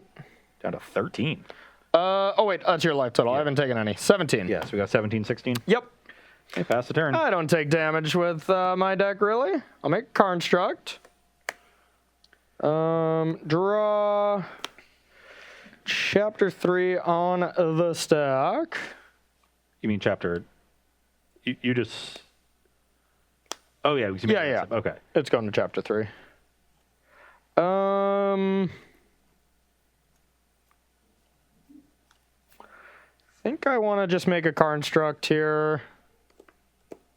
I can't imagine why you wouldn't. Oh, I drew a decent one. Is Yep. it Thought Monitor? Maybe. Yeah, so I'll crack that. That gets exiled. Yep, and you can cast that then? Yeah, you can play cards off of Woodwalker. Okay. Search. So I could get Drum. I could get another Bauble. Leaning on Bauble again. Already got enough welding jars. So we'll get a Bauble. Actually, yeah, I think that's fine.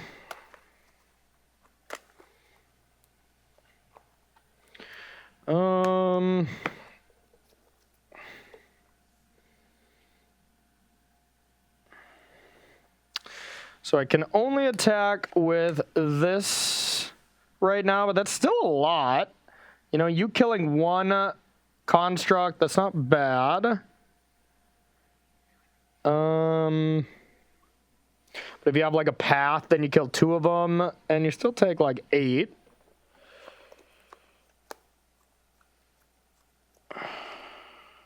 And I know you have Counterspell in hand, right? And I think that's all I know. You know none of the cards in my hand. I know none because you sacked fetch land. Yes. Okay.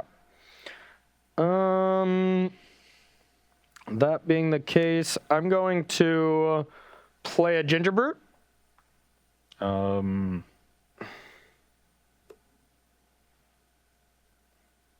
Sure. Can't be blocked except by creatures with haste. Yep. And I'm going to get in there. Might regret this, but we'll see. So, gotta block both constructs because they're gigantic. They are large. So, Cauldron in front of one of them, and I'm chump blocking another. It's gonna have me take 9, going to 7. I think I want to keep the Stoneforge around in case I draw another one, or just naturally draw the Batterskull. Yep. So I'm going to chump block with the Esper Sentinel, which I don't foresee doing anything. Okay, first strike. Yep. And then take 8. 9. Oh, 9. Yep. So I'm at 7. 7, and I'll pass to you. Ross, Todd would like me to tell you that your deck looks more like Esper Brokeblade than Esper Stoneblade because he ain't got nothing going on. I like it.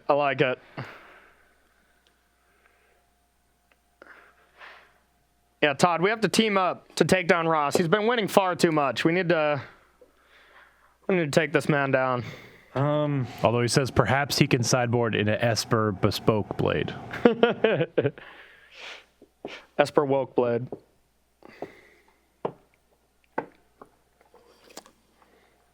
I'm wondering if I just need to play this Urza Saga off the Voidwalker so that I can make some more blockers in the coming turns. Okay. You have to sacrifice. Yeah, I guess you can't block with shadow creatures, right? Correct. That's one of the things of shadow. Unless you have shadow creatures. I might. You don't know my list. They exist in the shadow realm. They do all their combat. Okay. I think I do. So I'm gonna sacrifice this and play the Urza Saga. Okay. You didn't play a land already? No. Okay. And then I will play Esper Sentinel. Okay. Not the best of draws. Yeah, that And card's pass it not turn. looking powerful right now. I can sack Bobble because my constructs are going to be lethal anyways. Okay. All right. Draw 2. Yep. 1, 2. Got a Darksteel Citadel. And a Nettlecast. That one will get spell quellered. Okay, that's pretty good. I think I'm in the market of getting Gingerbrute through for sure instead of trying to put in an extra poison. So, yeah, I'm going to attack with everything and make this unblockable. Okay, so Calder gets in front of a construct. Yep. Queller is definitely getting in front of Memnite. Okay. Esper Sentinel in front of the other construct. And then I've got to block one of the 4/4s with Stoneforge Mystic. Okay. So that's how I've got to do it. I'm going to Welding Jar M-Knight. Yeah, I think that's still fine. I lose Esper Sentinel and Stoneforge. You lose a construct. And you take 5? Yes, I go to 2. 2. Yeah, I didn't bin that one yet. Okay. Then I will just pass to you. Gotta be a good one. No good ones for you. Yeah, you knew this one was coming, didn't you? Oh, yeah, the shadow creature, right? Yeah. Yeah. So Urza Saga, play Voidwalker. Yep, not a good play. And pass the turn. So then you got 3 blockers for this, and you should be dead with that. All right, I'll attack. Yeah, there's like a fetch land. All right. My draws were not good either there at the end. It's never drew any sort of removal. Yeah, like one path kind of sets it aside where it just changed the combat mass so much. Like, But I wasn't ever going to get through anything you had without drawing my Batter Skull to give this Vigilance. Yeah. I absolutely needed that. Had to have any hope of breaking through while still playing defense. Yeah. Urza Saga, just make it 2 constructs. The second Urza Saga is what making 2 constructs and redrawing itself, like, so essentially free spell that got me, 2 gigantic creatures, and then, got me Bobble. It could have got me Gingerbrutes too if I really wanted that, or, Pithing Needle. Like I said, I want a Pithing Needle in every main deck, and you're just going to get those situations in Magic Online tournaments where it's not open deck list. People will snooze on it, and I just would have won the game on the spot. Yeah. In an SCG, where we don't have takesies, backsies, online event, it would have just been game. And it doesn't mean that players can't play around it, right? Like, if you're really focusing, and if you were at a tournament, I'm sure you would have jammed that in an unknown thing if we were really focusing, not on air kind of thing. But you're going to get people that are snoozing on that kind of effect, because once Pithing Needle's in play, you don't get any kind of response. You just get to lock it down. So fetch lands, Stoneforge, even like a Wrenn and 6 that's about to emblem or something like that. You can really just get free wins by having that one card in your deck, and there's not many matchups where it's dead. Yeah, not like you're many. Playing Pithing Needle just for those gotcha situations. This is a solid card in Modern. Yeah. Whether you're just naming fetch lands, if you happen to draw it early and you just need artifacts on the battlefield to enable affinity, or you're naming that Wrenn and 6 that can be annoying for your deck with several 1 toughness creatures. Yep. Or you're naming a different Planeswalker, or you're naming an equipment that is sitting on the battlefield to stop Batterskull from rebuying itself. Yeah, I even named Asmos or whatever. I named that, and that literally was going to completely wreck me one game. And you can name Cookbook if like that's what they need to get going. So a lot of options in that deck as well. You can name Urza to stop them from aperturing. Yep. So a lot of versatility with the 1 Pithing Needle. I like that in the main too. Totally love it. Okay, everyone, that's going to do it for the first game. I am finally in the lead. I feel like it's been so long, because it has been since I have been. So we're going to take a short break and see what we got in the sideboards here on round number 2 here on Versus Live. Don't go anywhere. Welcome back to Versus Live, where we are sideboarding in our matchup between Esper Stoneblade and Affinity. On my side of things, bringing in a lot more removal between the cast downs, the second copy of Dam, and the the Eliminate. Definitely want to cut Esper Sentinel in a matchup that, Corey does not have many actual spells in his deck to even trigger it. The 1/1 body is largely irrelevant. And your spells that you do have either are going to come down very quickly before I get Sentinel into play, or you can pay for them pretty easily. Yep. But Ross, you got to stop swearing on the show, man.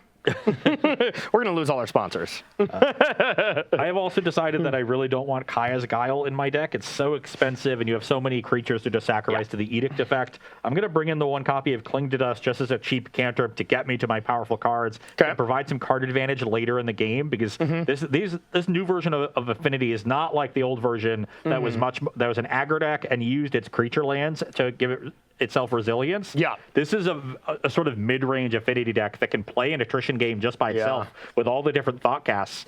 I think you're playing 2 thought casts in addition to the 4 thought monitor. Yeah, and even the list that I was playing last night was just 4/4. Yeah. None of the 7 mana Myers. Doomwake posted a new list that I was like, okay, I'll start with him. He's been playing a lot, and the list felt really good. So that's the list I tried after this. Between all those draw 2s and Urza Saga, you have so much card advantage in this updated version of Affinity that you got to be able to prepare for that. And Clinging to Dust is sort of the best way in my sideboard for me to do that. Yeah, not a great sideboard for this matchup. You need some Fracturing Dusts or something, huh? Some big effect like that. Yeah, I've got some sweepers. What I need is like a big play. Like I need big planeswalker. That's what I need. Yeah, Teferi or something. But instead, you got 1-drops, man. I mean, that's just as good. So from my end, I'm leaving in 1 Welding Jar. You have a couple ways to destroy, but it doesn't even prevent. It doesn't even keep a creature alive through Dam. So now who's the one swearing? Dang it. I say dang it all the time, too. Gotta start calling it darn. Yeah. All right. They're bringing in shucks, and so I'm going to leave in 1 Welding Jar to search for if I want to have a Regeneration Shield open. I don't even know what I really, the scenario where I search for that. When you're going for an equip on an Uncloth Nexus, I think is the biggest one. Yeah, that's true. But then, it still gets removed from combat, with the Regeneration Shield if you go to kill it. But it does keep it alive, so that is a big deal. So taking out 1 of the Ginger Brutes, leaving in another one just for that haste effect to be able to get you. And then 1 Ornithopter instead of M Knight. We were just talking about kind of how against an Esper deck or a slower deck, you'd rather have the 1/1 body. You still have creatures here, so it's not as great. It's not that big of a difference, but I still think better to have the creature that can attack into your battlefield. Yeah, not a lot of creatures around here, and a lot of my creatures have shadow and just can't block. Yeah, so perfect. So absolutely perfect. All right, Rob, you got a question at all for us? I do. What do you got? Does Esper Sentinel, you feel like, give life to Urza decks? Is it like kind of a replacement 1-drop for Astrolabe in a way that it's more than just a random artifact to play? No. Astrolabe is too good. I do think it could go into a shell if you kind of slant it towards a more aggressive avenue, but I don't think that's what I want in my Urza deck, and I don't know how I want to build Urza decks, though, to be honest right now. I just still feel like it's not quite there, I mean, Mox Opal was such a huge hit. Yeah, I just don't know. Yeah, I tried it, and Azorius build with Upheaval and a little bit more mana, and Urza Saga. It didn't go so well. I've seen some lists that are Simic and are playing around with all of the synergies with making food and clues and treasures all at the same time. That I think I like more. Yeah, that has some synergies that can go really far over the top and generate a ton of mana. And well, you're talking about the one where, like, if you make a clue or if you make a treasure, any of the 3, you get one of each. You get all of each. Yeah. It's the 3 mana. It's a 3 mana 1/4. Yeah, I thought that thing cost 5 mana, to be honest. So I'm like, oh my god, that's insane. Actually, I did play against it. You go like that, and then you're able to put the gingerbread cabin into play on turn 4, get 3 treasures, then play Urza, have Cryptic Command mana open. I'm more interested in that because I always thought Goose was such a good pairing with Urza anyways. So I really do think that's the way I want to try to play it. Ignore the combo almost altogether. I don't think that's right. I think you just want to be a beatdown deck that plays 4 counter spells, 3 Cryptic Commands, maybe some charms, and Gilded Goose and Urza Saga and that kind of thing, But it is also awkward with Urza Saga and the Gingerbread Land when you have to be playing a lot of breeding pools and stuff like that. I don't think that version of the deck plays Saga. I think it's all on its synergies. It still seems wrong. Yeah. You know, like the Saga is just proven to be so good right out of the gates that you should probably just throw it in too, even if it's some little Nambo You can Wombos. try to play 2 or 3 copies of Yavimaya and use that to bridge the gap. Yeah, no, that's true. Which is a card I think they're already playing at least one of because it's so free. And like Tireless Tracker or the other, the discount Tireless Tracker. Yeah. There's some synergies there that are pretty powerful, but you know, we'll see how that goes. Right now, the difficult Urza lists just don't seem good enough. They really don't. Yeah, so we'll check it out. But all right, so I'm guessing you want to go first? I do. All right. And I will keep my hand.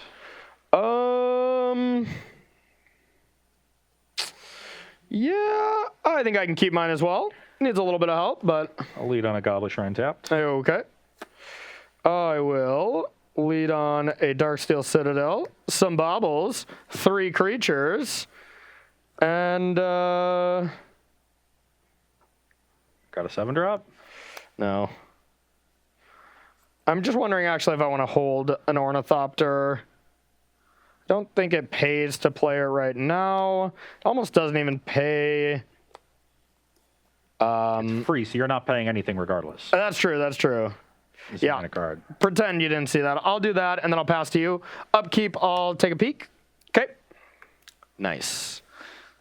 I'll play Drowned Catacomb and Dothy Voidwalker. Okay. In response, I'll bobble you. Okay. My turn. Yep. Draw 3. 1, a 2, a 3. Okay, I will play a drum. Sure. I will cast a Thoughtcast. Yep. A draw 2. Oops. Give me that. There you go. There you go. Want a free divination over there? Maybe. Maybe. All right, I'll attack for 1. 19. Got him. Stim block with my 3/2. You idiot. Now I got a bobble. Got an Inkmoth Nexus. And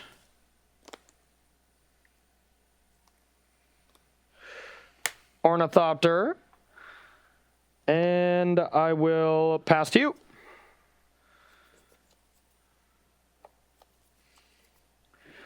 Flooded Strand. Attack for 3. Okay, 17. Pass the turn.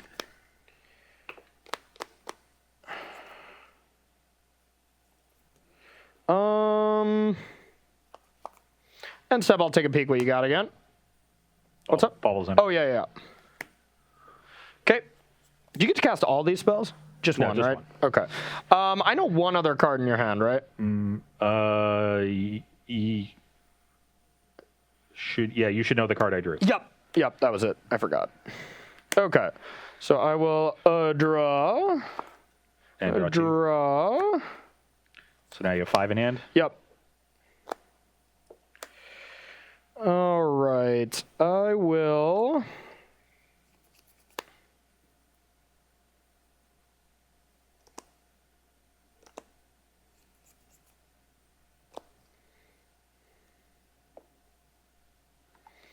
I will cast a frog. Yep.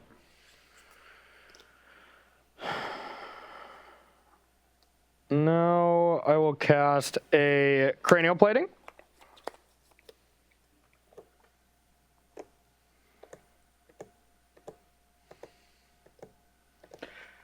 And you have 2 in hand. 2 in hand, yep.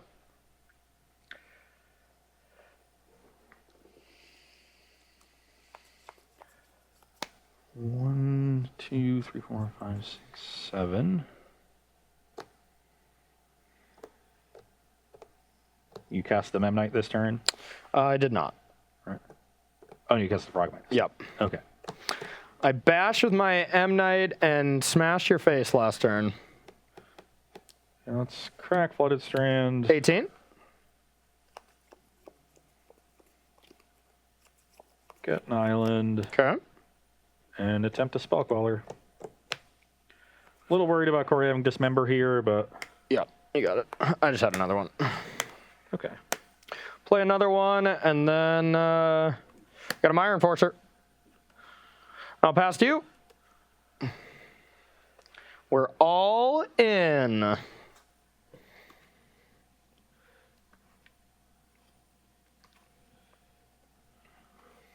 little worried about Dam cleaning up my stuff, but then I can just start getting in with Ink Moth and double Cranial. Or I guess I need some lands to do that, but at least Ink Moth and Equip does some damage. I hope you're just thinking Dam internally instead of drawing Dam.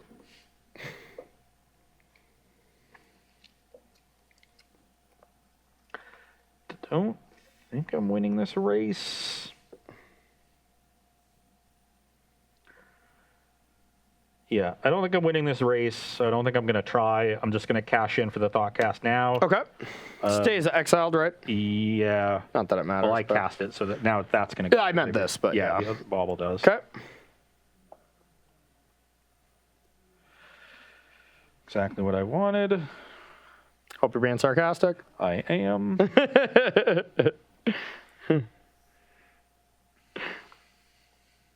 I just know, you know, at this point, when you draw a good one, I know it's not, oh, that was it.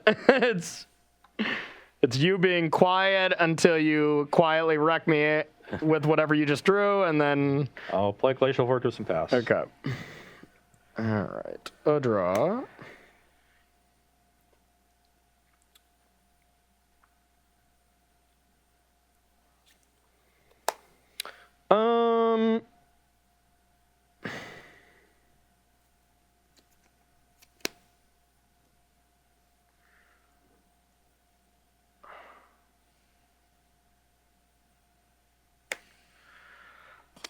Drum.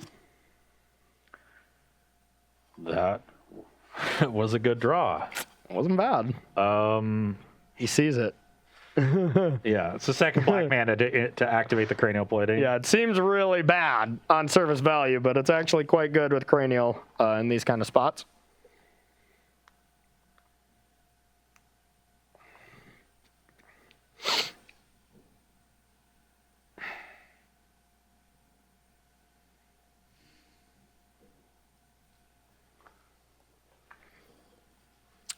So good that I have to counter it. Yeah, let's go. Jesus.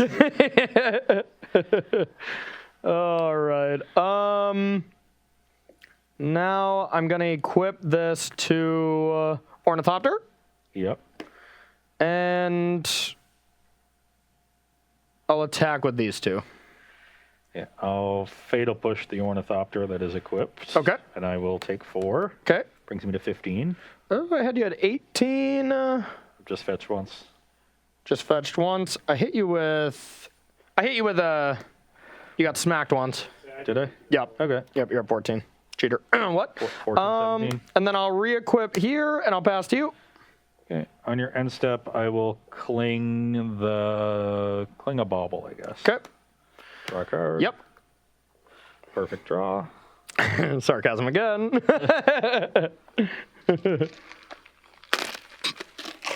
That's an interesting one.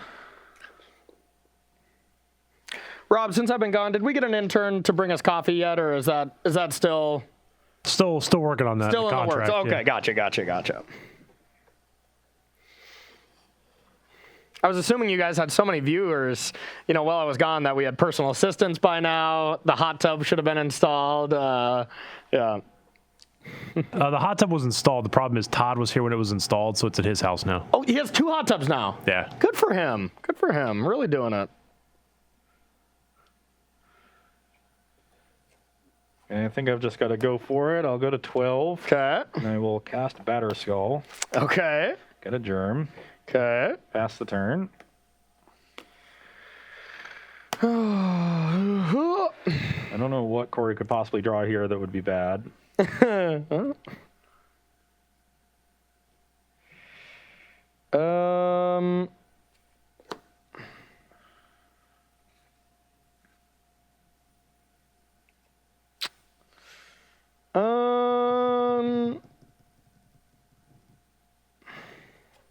have a land. Not great.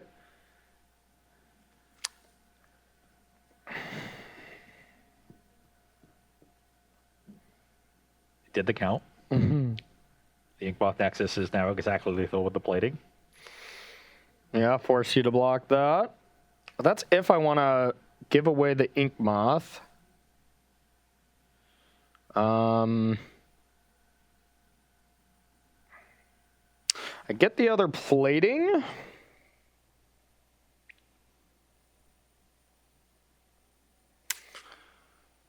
Like, I think I'd rather almost just attack with Ornithopter in the air. Attack for 9. Like, I could attack with these two, and I force a block here, or a jump here. Force some action out of you at least.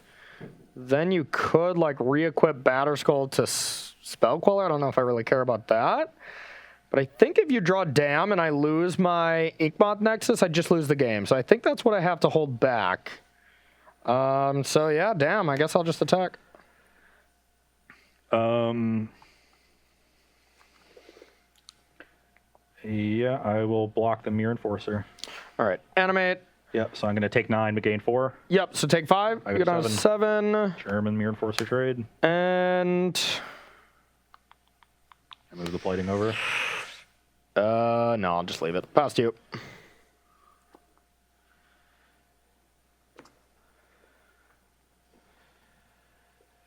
Yeah, move the Batterskull over. Okay. Attack for 6 in the air. Okay. Play Catacombs. So 11 to 13. that's what I have. All right. Pass the turn.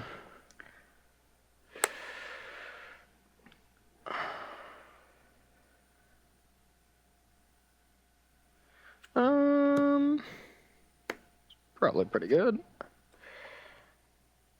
All right. Cast this. Yep.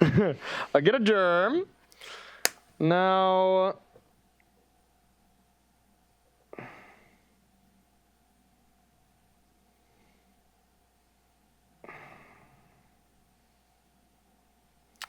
so that is a 6/7, huh? Yep.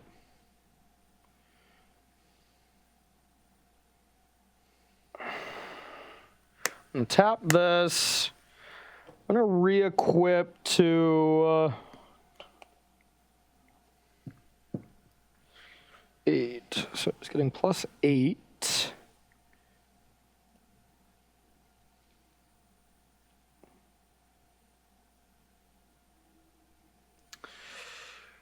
Re-equip to the frog, and then I'll attack with these two.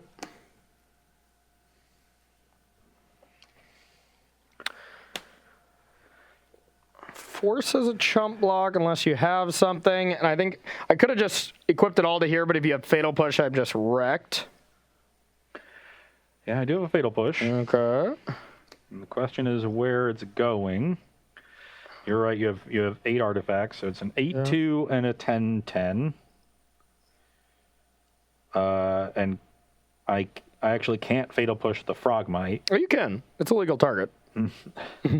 Not effectively. So, yeah, I guess we'll hit the Ornithopter. Okay. Which means Frogmite's now a 9/9.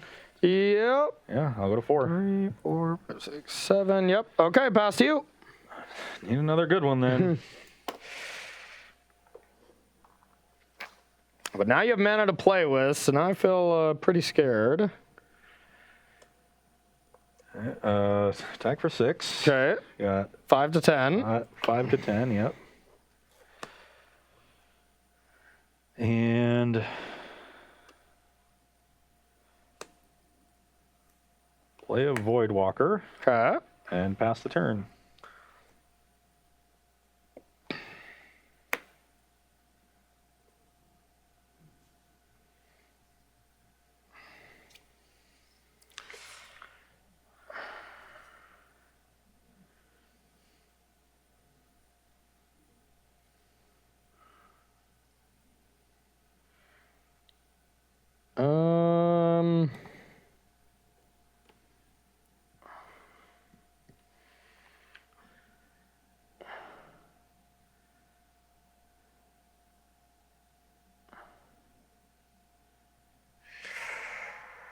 That was actually a good draw.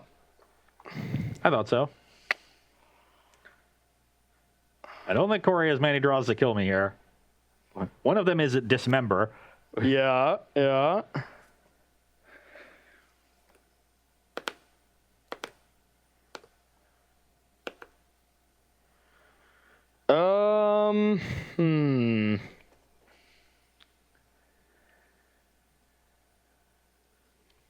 This is tricky.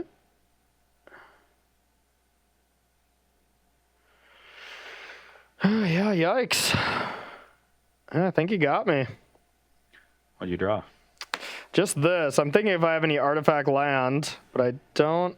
No, there's nothing that gives you any Yeah. utility. Yeah, so close. It's. Yeah, if you go like this, you know, the lifelink from this keeps me alive. Yep, right? and then I just can't block that. Yeah, I just move the Battle Skull over to the Voidwalker and get in for 7 Shadow. You had nothing? I have crappy Inquisition. Yeah. Dang it. Yeah, GG. I did not think I was going to lose that game after I resolved plating. You know, I can usually push through damage pretty well by just equipping. But, I mean, I had that turn where I could have forced you to block with the flyer, and I guess I should have just went down that route.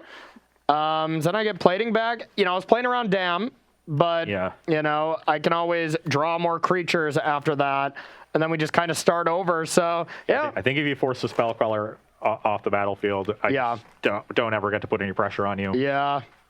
Yeah, because that Batter Skull added up real quick. So, yeah, GG's. One little misstep. Or one little, you know, play around something different. A situational misstep, but it easily could have just been a misstep, you know? Well, I think it's a situation where you played around a card in a situation where you couldn't have played around it. Because Yeah. you then gave me a path into the game with just what I had on board. Yeah. I guess I needed a couple pushes in there, and I needed to draw land 6 so I could move Yeah, the you Battle needed- Skull over and push. You needed that push right at the end to just not put yourself in a position where you had to chump. Yeah. You know, I put you in a position there where you had to have push, and I played around it to the best I could. And, you know, without top decking that equipment, then, you know, I was really in trouble, you know, because you were just going to be able to push my Ornithopter. That would have been giant cranial plating. I guess I could have just strapped it to the frog, but still, not a great spot. But yeah, GG, that was a close one. All right, game 3 before we go to our final round. I'll make this a quick one. And I will be going first. Just give me a nuts affinity draw. Just absolutely bonkers, please. Huh. All right, I'll mulligan my no-lander. It looked so good right away. Looked so good.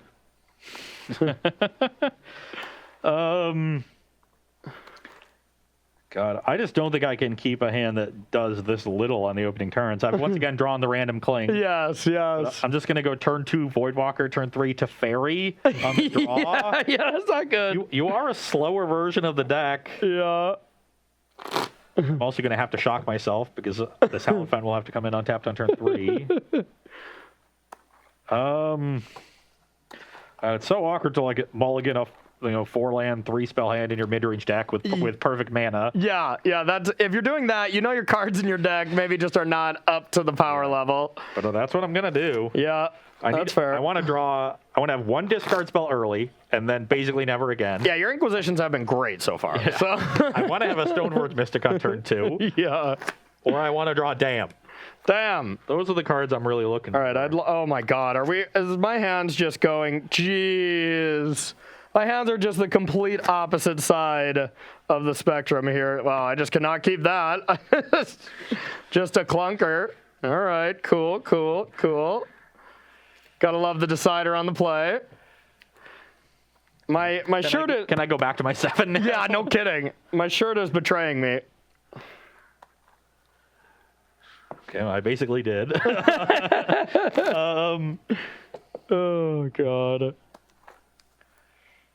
Affinity mulliganing to 5 is not great. I will not lie. Let's get rid of that one since it's awkward in our hand. All right. I mean, I guess I'll keep, but this hand is not good.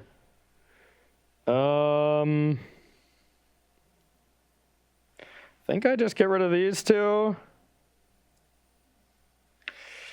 Yeah, yikes. Okay, I got a land tapped, and I'll pass to you.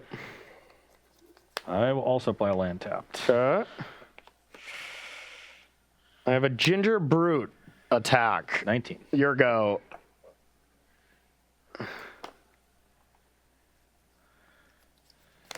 Dothy Voidwalker. Okay. Pass the turn.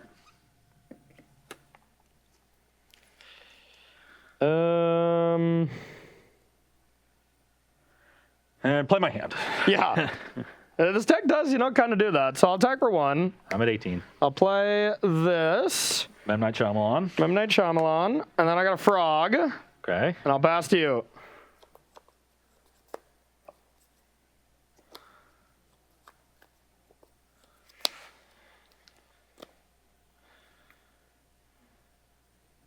I will Thought Seize you Okay.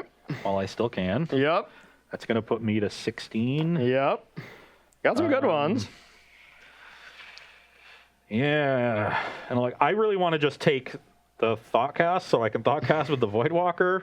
Yeah. But the cranial plating is so much more threatening. It's definitely one of those two. I don't care about the Dismember. Thing is, you can't even cast the cranial plating right now.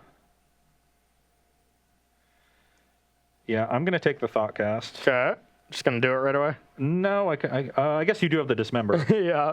So, and I do really want to draw the 2 cards. Okay. So yeah, let's. Oh, that Thank you. Fine. Let's just cash. I it definitely in. wanted the Thoughtcast more than anything here, just to refuel. And yeah, this is in the graveyard now.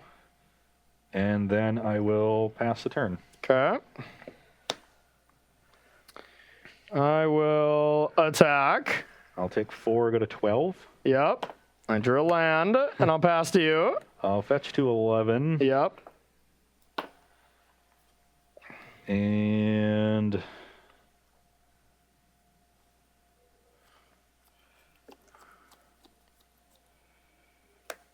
let's get the Godless Shrine Okay. I'm scared. tapped. Is it damn o'clock? It is damn o'clock. Ah, no. No. Then I'm dead. What a tilting game 3. Yeah, I'm going to take 3 because I need to overload it, get the Hallowed Fountain. So I'm at 8. Okay. You're one of? There's one in the main, too, so there's 2 Okay, right now. okay. The other one's at the bottom of my deck for now. Good. I just got information about your hand. Thanks, Pass the noob. turn. Plating. Go. Now I've got a neat little turn here. Yeah, I bet you do, Ross. I bet you do. I have Teferi Inquisition, so I could take the plating if I want to. Do it. That's my plan. I am going to do it. Play Teferi, bounce that. draw a Okay. Card, Inquisition you. I will take the cranial plating Okay. and pass the turn. Bobble. Go. Play Flooded Strand plus Teferi, pass Yep. the turn. I'll bobble you. Okay. A draw. A draw.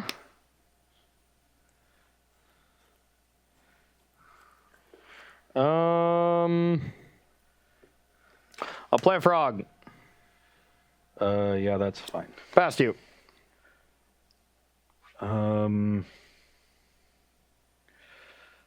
Crack the fetch and then step. I'll go to 10. Or 7. Oh, yeah, because I Yep. 12. Oh, You got Yeah. 7 on too, right? Yep. yeah, I just didn't record it. Do I want? Kind of want. Now let's get a Water Grave. Okay. Blue and black are the most important colors, and we have the 2 white.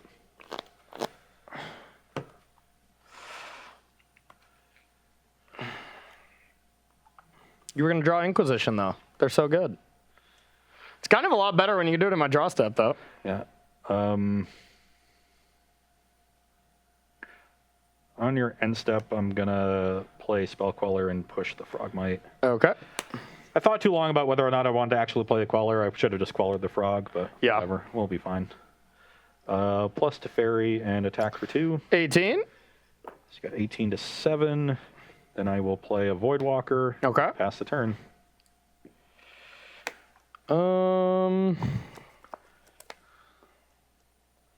Urza Saga.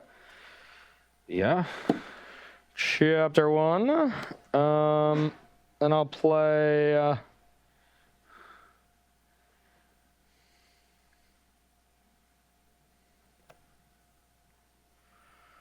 Um.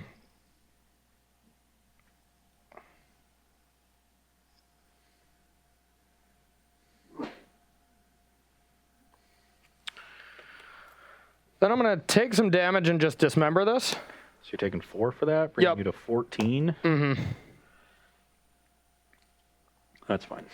Cranial.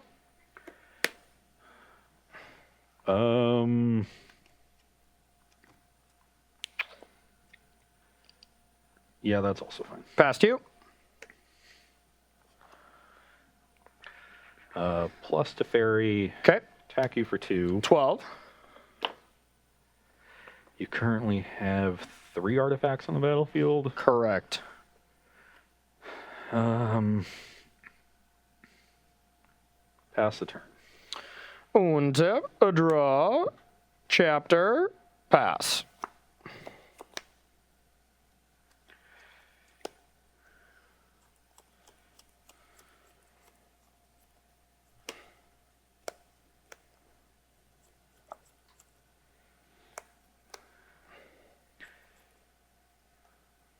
One, 2, 4. I'll be a 5th.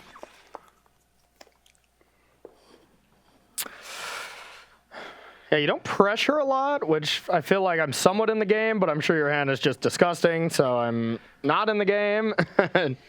So worse than you might think. I think I screwed this up. That's good. So currently you have 3 artifacts. You'll make a 4th one on end step. So minimum you're attacking for 8 if you want to. Could pretty easily be attacking for... That's more than 7. Yeah. Could be attacking for more than that.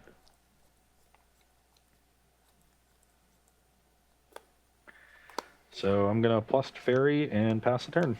All right, I'm going to make a construct. Untap, draw.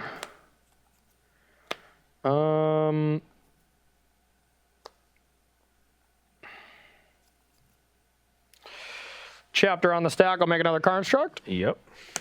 And search. Let's go with... Could be a drum if Corey wants to equip the plating. Yeah, not too interested in that. If you weren't going to be able to play a spell, then...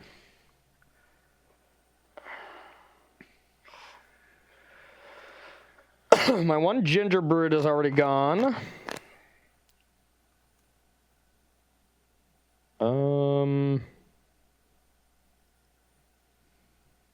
Could go with like a Memnite if I want another creature, or I can just go with a bauble here.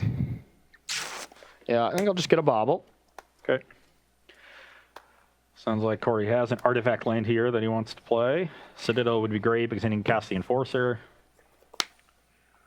and equip the plating. But I guess you really just need any other artifact here. So even land to cast the Enforcer for 1 means the construct is big enough even without the plating. Yeah, I will go like this and play my Enforcer.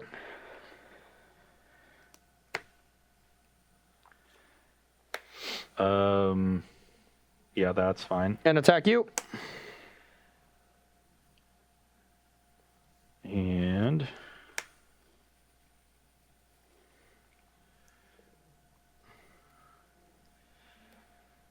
I will block. Past you. On your end step, I'm going to cling the Dismember Okay. and cling another non-creature. Okay. Cling, showing some value here. Can even do it again. All right. Go to my turn. Yep.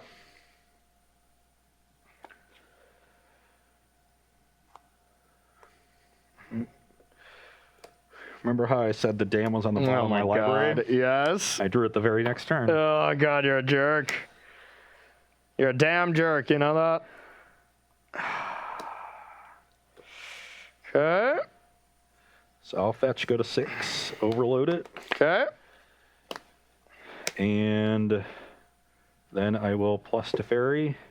Okay. I guess I could have done that on your turn, but whatever. Yep. you were just going to have to attack. You were just going to attack anyway. Exactly, yep. I'll bobble you at end step. Yep. Untap, draw 2. 1, 2. Glimmer Void.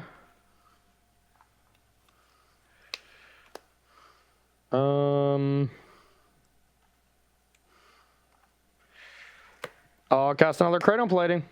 Okay. That's fine. I got one of these. I'll counter that. All right, past you. I'm in trouble. Crack fetch, go to 5. Okay.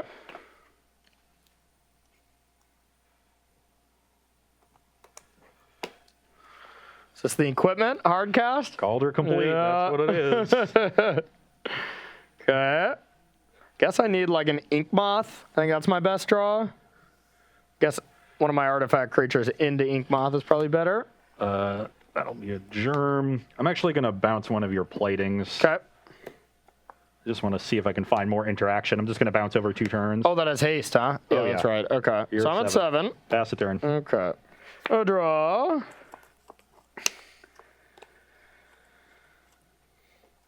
Etch Champion.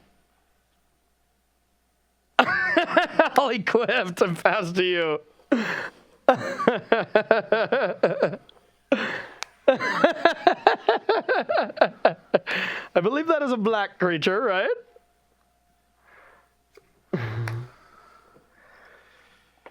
So I need to draw the sword. Or a counter spell. Why do I need... Oh, wait, can I just block this? Yeah, but it has trample. It does have trample. Yeah. And protection prevents all the damage, so it won't get exiled. Oh, okay, okay. You can prevent 3 of the damage. But mine doesn't die, though. Correct. Okay, yeah. But if you had a counter spell, like block, counter it on the way back or something is kind of nice, but... What? If you like bounce this, Yeah. and then like counter it on the way down, you know? Well, let's Okay. bounce cranial plating. I'm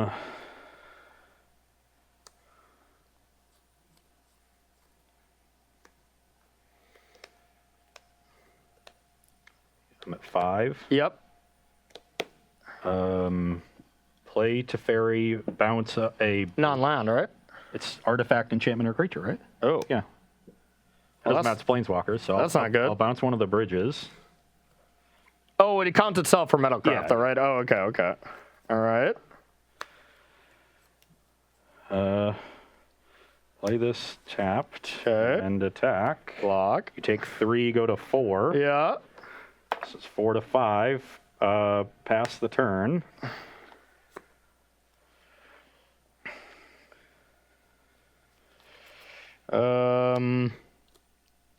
Cranial plating. Counterspell. Okay. Well, I can't attack then. I have a tap land. Pass to you.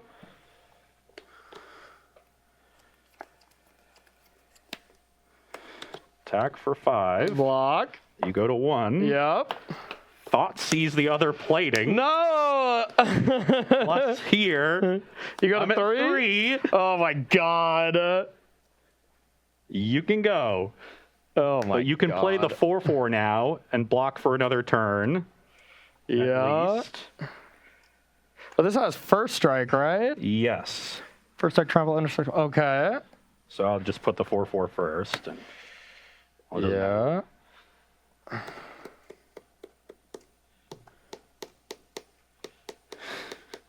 This is ridiculous. This Teferi should be over here. Yeah. The problem is here is the cling.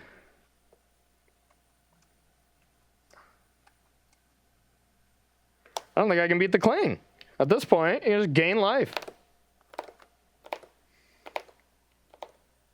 I do have 8 mana up and definitely 10 cards in my graveyard. So I can draw a card, gain 3, I can get 6, I can draw 2. Frog. Yep. This. 3, 4, 5. Yeah.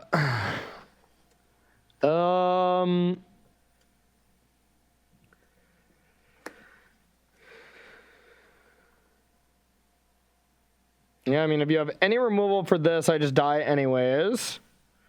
So, do I just have to attack? Like, maybe even attack to fairy so that you can't bounce something in 2 turns? What on earth can I draw to get out of this? Does a plating even do it for me? So if I attack, double block, you maybe gain 6. Attacking You go to me. 7. 1, 2, 3, 4, 5, 6, 7. All right, you. I am at 1. Play into my odds. Your go. In step, I will double cling a creature and a non-creature. Okay. I'll go to 4 and draw a card. Yeah.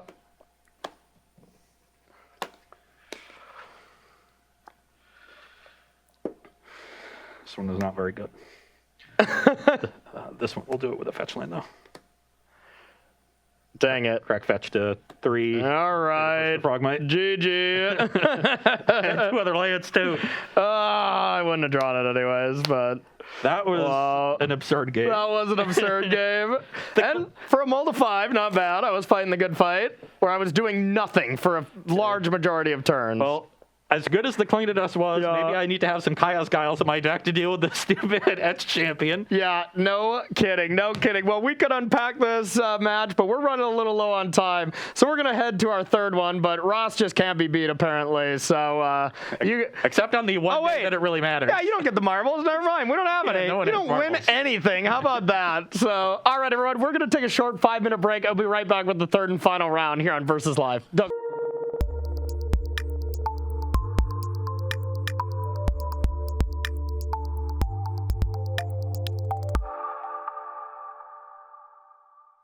Hello and welcome back to Versus Live. I'm Ross Mary. And I'm Corey Ballmeister. We've got Rob the Booth say, I've actually reconsidered and your Ocean's 11 plan sounds great and can't possibly go wrong, guys. Rob. I've actually reconsidered, and your Ocean's 11 plan sounds great and can't go wrong, Rob. Rob will be taking all of your questions, comments, makes a good concerns, point. and burns Yeah. in the chat. I appreciate your confidence, Rob. Yeah. And your honesty. Thanks for just speaking how you feel, man. We appreciate you. Make sure to tag at Star City Games so he can see them and send his favorites over to us. We were a little bit low on time here, so we want to get right into the Yep. match. Last match of the day, and I am playing a really cool one I saw from League Data. Yep. So this is a 5-0 list. It is a Hollow 1 deck, but playing the cool new Delirium cards along with Baubles and Street Race and stuff to get your Delirium. Yeah. So playing Dragon's Rage Channeler and Bloodbraid Marauder. Yep. As good cheap threats and also a little bit of extra card advantage, but otherwise a pretty typical Hollow 1 deck. Also playing Blazing Rootwalla, which we haven't seen yet. Just a good card to discard your Goblin Lures and Burning Inquiries. So. Sounds great. And I'm going to be playing the Hardened Scale list that took down one of the challenges by our very own Dom Harvey.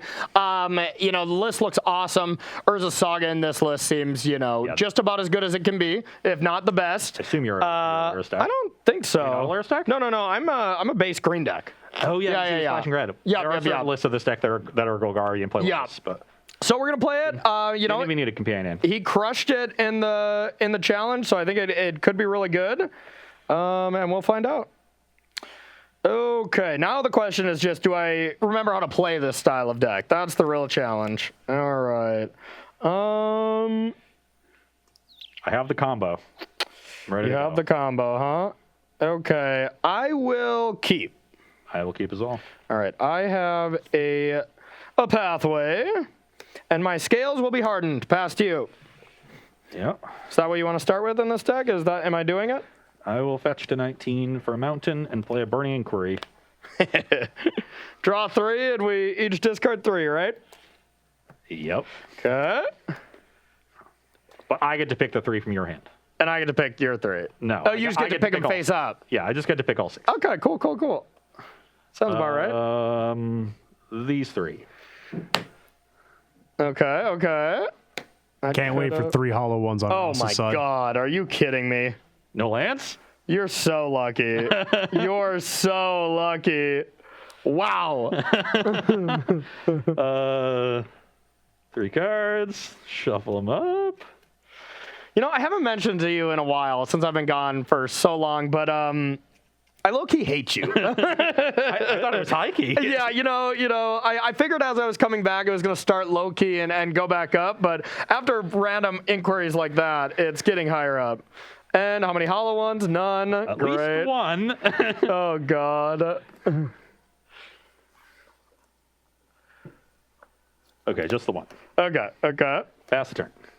Take rid of my bolt. That's the one downside from my end here. Okay. Land, creature, instant, sorcery. I have Delirium.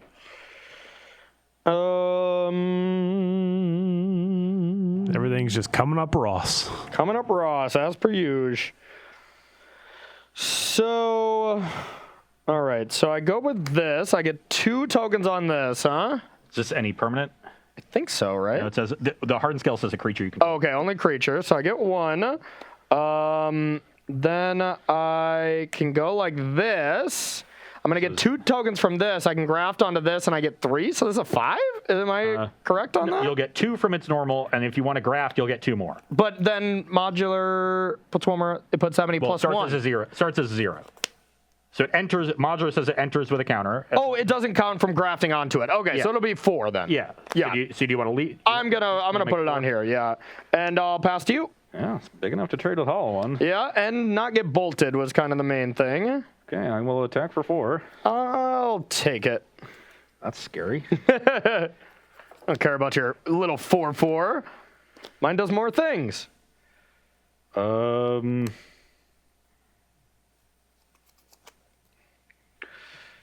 I'm gonna play a Dragon's Rage Channeler. Okay.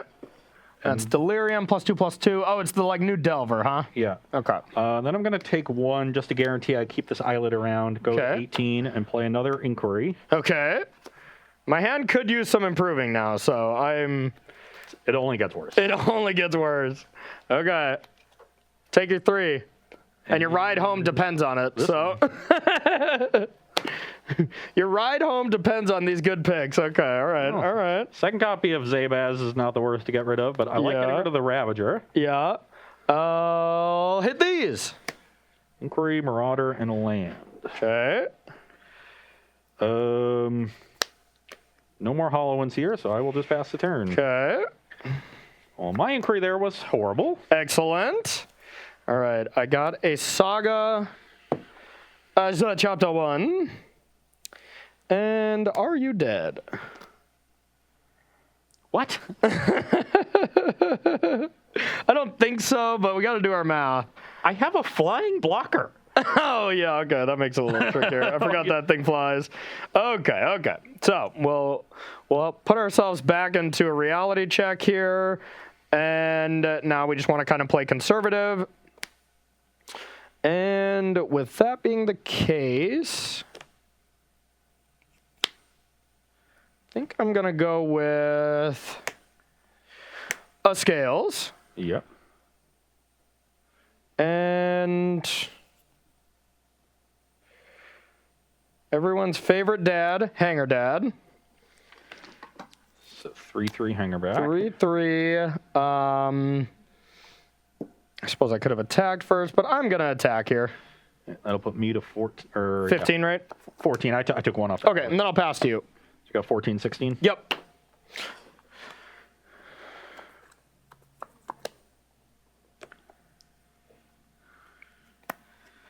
Well, I'll start this turn with a bauble on myself. Okay. Oh, yeah, this doesn't even have flying yet. Okay, that's right. No reason to draw a Street Wraith here, so I'll fetch. Okay. 13. Street Wraith is just costing me life. Oh yeah, I guess I cast a. Yeah, I forgot it both times. Okay. Yeah. Well, I believe that's too late. Yeah. I was also watching a couple. I popped in. I was mostly doing family stuff while I was home, but I popped in from time to time, and I think every single time I popped in, you missed a bobble trigger. And then chat would just be like, "Remember, Ross, draw 2." And you're like, "Oh yeah." I like that you're staying consistent. I'm proud of you.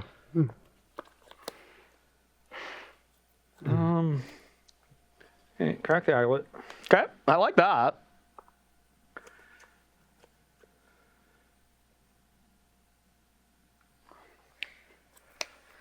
Attack for 7. That is a flyer now, eh? Yes. I will block the hollow one. You take 3, go to 13. I get 3 With that Thopterinos. trigger on the stack. Okay. I'm gonna lightning axe a Zabaz while you don't have anything to modular on. Okay. Discard mountain for Okay. that and trigger Surveil. That's pretty good. I'll keep that on top. That's a good one to draw here. Okay. Now you get your 3 Nick Millers, and then I will pass the turn and draw on your upkeep. Okay. Now you gotta be dead. Chapter 2.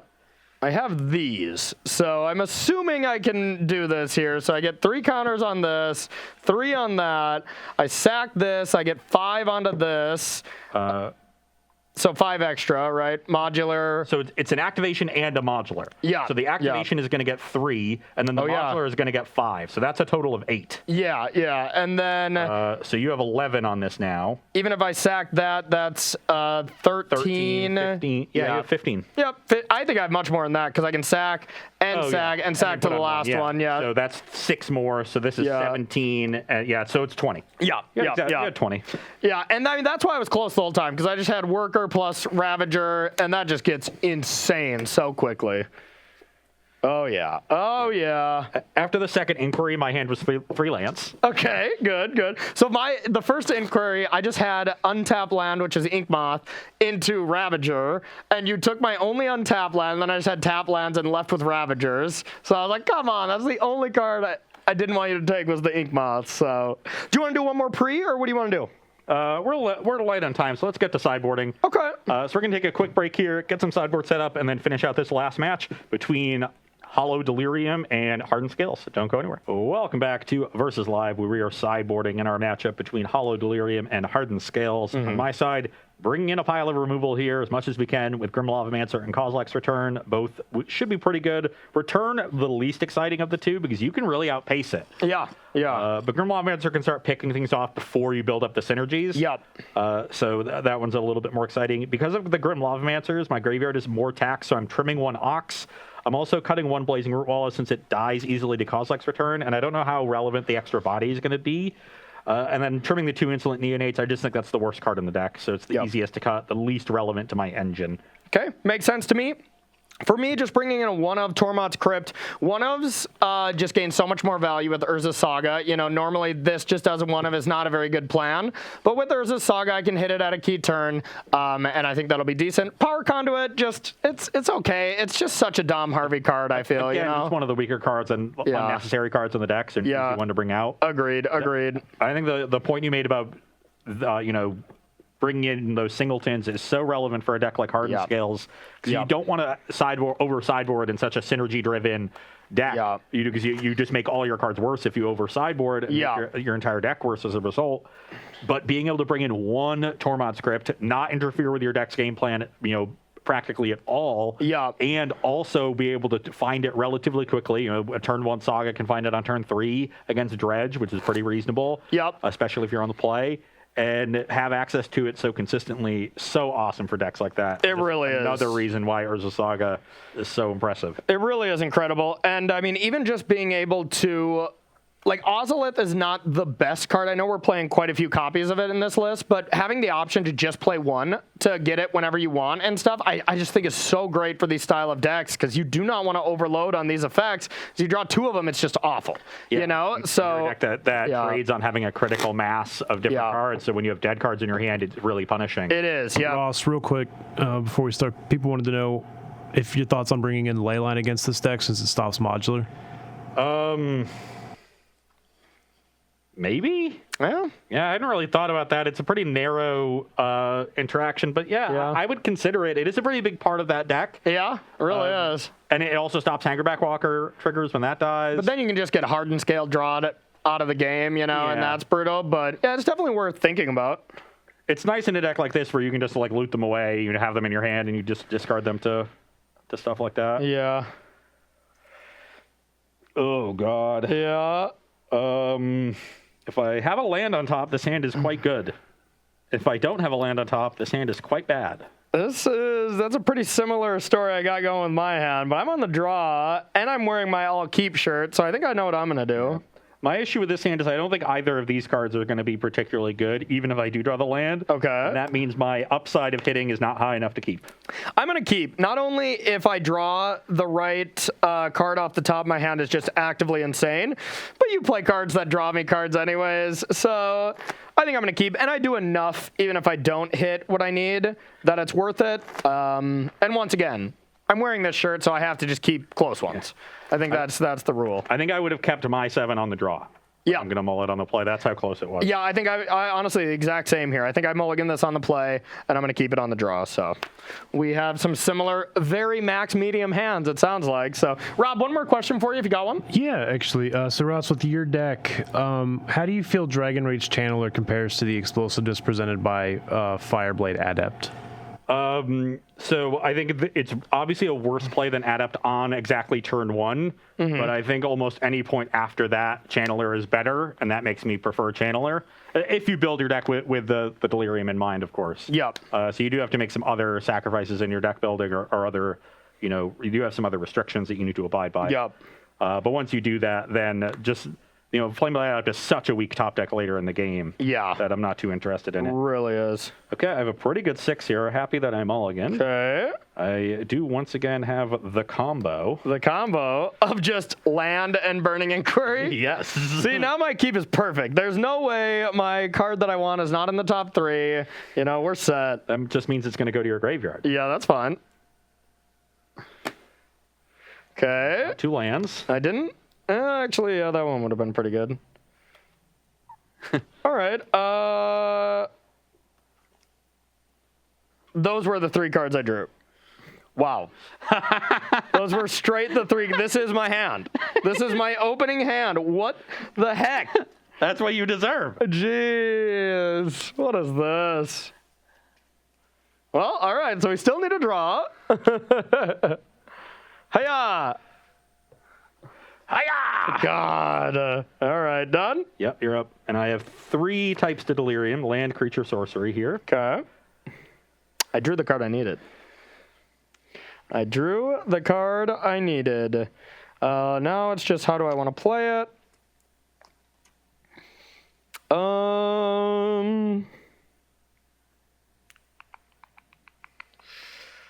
I am going to Ancient Stirrings. Sure. 4, 5.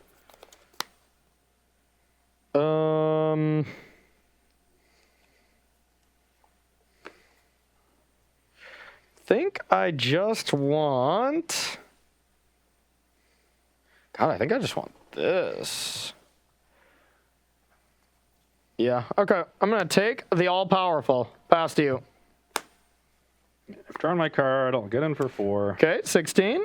Now I have the decision. Which 1-drop do I want to play? Okay. Another Inquiry could dig me towards a land drop that I would like to make. Okay. But it also could lose me some of the more powerful 2-mana cards in my hand. The Channeler is not yet Deliriumed up, but next turn I would be casting something that could have it hit Delirium. 16. I just think I want to hit lands. I'm going to play the Inquiry. Okay. Let's see what we got now. This does add some excitement. I do love me some randomness added to my game. Okay. Those are some pretty dang good cards. Yeah, there's a Saga, Ravager, Inkmoth. I'm pretty happy taking those 3. Yeah, Those are yeah. scary ones. Once again, I still just think this was my hand. Like, I think those are the 3 cards I drew. What are the odds? That was, once again, the 3 cards I drew. Yeah, wow, wild. I think I had that in my hand. So, all right, we'll get rid of these. No land for you. Yeah, no land for me. All right, done. You're up. I do now have Delirium. Okay. I have 5 types, actually. I have a Saga. And I'm gonna go with Hardened Scales. And Worker. Pass to you. 2/2. Attack for 4. I'll take it. 12. Vicious Bauble. Okay, perfect. Dragon's Rage Channeler. And you do have Delirium now, right? Yep. So it's a Okay. 3/3 flyer. Okay. 3/3. Pass the turn on your upkeep. I'll bauble you. Chapter. That's not a bad one.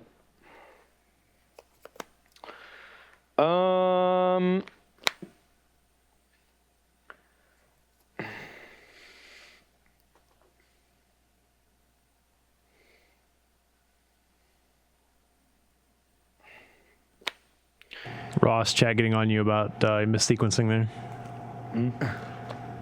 The surveil on your channeler. Oh, true. I missed the surveil again. It's been a long day, chat. It's been a long day. Also, it's not a real card. Yeah, yeah. All right, I have a land. Now, do I want to make a construct? It's only a 2/2. That's not very good right now. Could do a hanger back, gets a couple of counters. And that, okay, so let's do this. I'm going to do a hanger back for 1, so for 2, and an Ozolith. Then I'll pass to you. Draw for bauble. Yep. Draw for turn. Yep.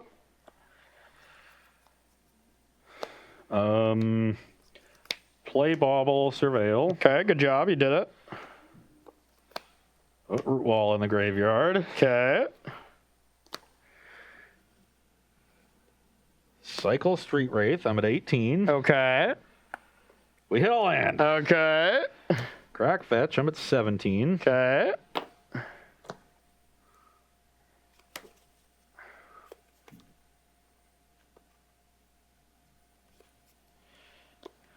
Now I have a decision.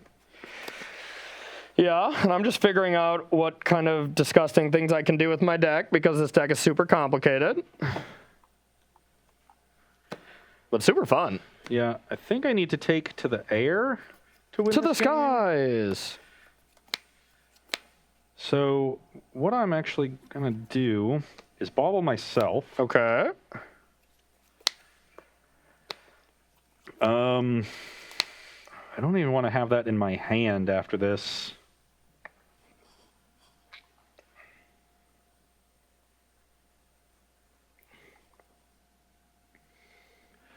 I'm going to play Bloodbraid Marauder, Trigger Cascade. Okay. Yep. Okay. That's pretty cool. Let's just get a free 1-drop or a 0-drop. Is that an axe? Yeah. You can cast it, right? You just have to discard your card? Yeah, the question is, do you even want to? That's true. Doesn't do a whole lot, especially with the Ozolith. Yeah, it beefs up my creatures. It's not cast that one. Yeah, I think I'd love for you to cast that, actually. That didn't go great. Yeah, that wasn't the best. Back in the air. Okay. You go to 9. Yep. And I'll pass and draw on your upkeep. Okay, wow, I think you're in trouble. I'm going to draw Float a Mana, Search. Didn't need a construct. Okay, this Ozolith also says creature, so it doesn't get random lower counters from sagas. Yeah. What are you finding? I don't know. I have a lot of things. If you have red mana, Zabath could be cool, because then you can kill your own hanger back. Yeah. Move the counters over to the Archon Worker. I think I actually just want...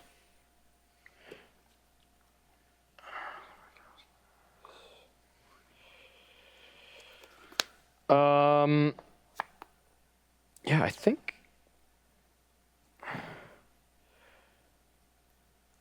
All right, yeah, I'll get this. Gets the Zabaths. So it is a 2/2. So I use the 1-mana floating to cast the Throne of Death for you instead of Geth. And then I will play a Saga, Chapter 1. I will play Walking Ballista. Get 2 counters on this. I'm going to sack this, put 3 counter, or just 2, that only doubles that. Proliferate, so this goes to 4. This goes to 4. You also get 3 Thopters. This goes to 4. Only 2 Thopters, right? Oh, yeah, I said 2. goes to- Beginning of combat, I'll move these counters onto here, so I'll have That's 8. 4 more, yeah. And I guess we can attack with this.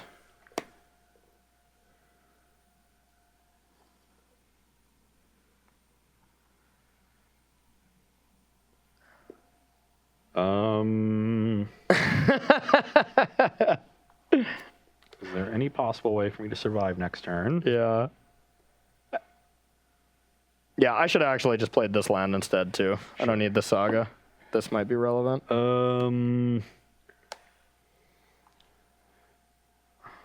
I block. You put 5 counters on the Ballista, go to 13. I think 6, right? Because it's a modular. Oh, yeah. Modular too. So 6. That'll put you to 14 counters. Then you just sack the Zabaz. And Yeah. And do I modular onto this and modular onto this? Yes. Yeah. So then on my next combat, I'd put even more? Yeah. So I guess I'll take 4. Okay. I'm at 13. And, yeah, I'll pass to you. I don't think I have any outs. Okay, this deck feels nice. Holy cow. Yeah, if I found a lightning bolt and I got that'll probably help close, you, yeah. But the Goblin Lore is gonna not really help me. I turned 1 hollow on both games. It just wasn't good enough. Yeah. Holy cow. I mean, I was playing the Zoo deck, and I was playing, 1 mana or turn 1 super powerful creatures and not doing anything. So maybe it's just Modern is just so ridiculous right now that kind of stuff is, maybe just okay. I mean, if you have 2 or 3 hollow ones, you're going to win, but that's just the stone nuts. Yeah. That happens. Like the ceiling on that deck's a lot higher than the Zoo deck I played, But I just I had no way to interact with your synergies, and they're so much more powerful once they get together than anything I've done. Yeah. I think if this deck, it probably wants to play against more interactive decks, especially with the Oxen, and you're just using that to gas you back up after they deal with your initial threats, and you got some burn and cheap threats. But then if you play against a control deck, you're like, wow, my deck does nothing, like in this matchup, Bloodbraid Marauder of the Body just did nothing. Like a 3/1 is completely irrelevant. Yeah. So, yeah, definitely not a deck that's going to thrive in these matchups that are about taking control of the battlefield. Yeah. Even like Affinity, I don't see how you beat even my deck too. Yeah. Yeah. Cranial Plating would eat you alive. Yeah, I think all I have to do is come out quickly, get in some quick damage, and then hope to kill you with Dragon's Reach Channelers in the air plus bolts. Yep. And that I was going to get you to 6. I had a bolt, and I wasn't that far away. If you gave me one more. Well, you weren't getting me to 6. I had a Ballista on 8. I could just ping that flyer. I had a bolt in hand, and you were at 9. Well, you would have got me to 6. Yeah, I said. Oh, I thought you meant getting you to 6 and then bolt. Yeah. Oh, okay. Yeah, I was like, you were not dealing combat damage anymore. Yeah. And so I was 2 turns away from ending it. And that was in a game where I missed my second land drop a couple times. Yeah. But I still think one more land drop, I probably get 1 turn closer, maybe get you 3. And honestly, out of all those 2 games, I guarantee there was a spot where I did not play 100% optimally. Yeah. It's not like those games were super complicated. Like, just kind of did my things, but this deck has so much play to it that if you master this deck, it's gonna pay some dividends. It's one of those decks where your opponent, if they haven't played it themselves, has very little idea what you're capable of. And their win percentage against an opponent who doesn't know how to play against it as much drops 10% in every matchup because it really is that tricky and kills out of nowhere. Yeah. If you're really on top of it and you know the important things you have to leave up removal for, the certain turns when you have to go for it and stuff, you can make it closer, I assume. But yeah, this is that's on my radar for Saturday's challenge because that deck looks sweet. When I saw the deck on paper, it looked really good to me, and it played out really well too. Yeah. Wait, you saw it in a paper tournament? I only saw it online. I saw the list on paper. Oh, okay. In a text format. Oh, okay, but wouldn't that still be online? It wouldn't be paper, but... You know what I mean. Okay, gotcha. Apparently you don't know what I mean. I don't know. Yeah, I'm just trolling. Late for this. I'm just trolling you. But honestly, once again, whoever wins the 3rd game... That's all that matters, right? Like, you didn't win the 3rd match against Todd, and all your 2 wins before that were just completely useless. So I think I win the day, right? No, that's not how it works at all. Todd swept on Tuesday. We stopped at a tie in the 3rd match because we were low on time. Okay. So it was a gentleman's sweep. A gentleman's sweep. Okay. You didn't do that. You're right. I didn't. I won match 2. You're right. Okay. All right. Getting sneaky with my shadow creatures. Yeah, that was a sweet match. But hey, I mean, takeaways from this. I know you've been playing a lot of Modern and stuff. I just still think the format looks awesome. Even if Urza's Saga is running rampant, like it's in a large percentage of decks, they're all so different that it doesn't feel bad, right? Yeah. Like Urza Oko decks. That format that modern format felt bad because everyone was doing that specific thing with like small iterations. But this, if there's one really good card that's in a bunch of decks, like we already had that. Lightning Bolt was in decks, you know, like it's of course a little bit more extreme because this is not an answer, it's a proactive threat, which is more dangerous. That's how you get Oko, that's how you get Hogak, you know.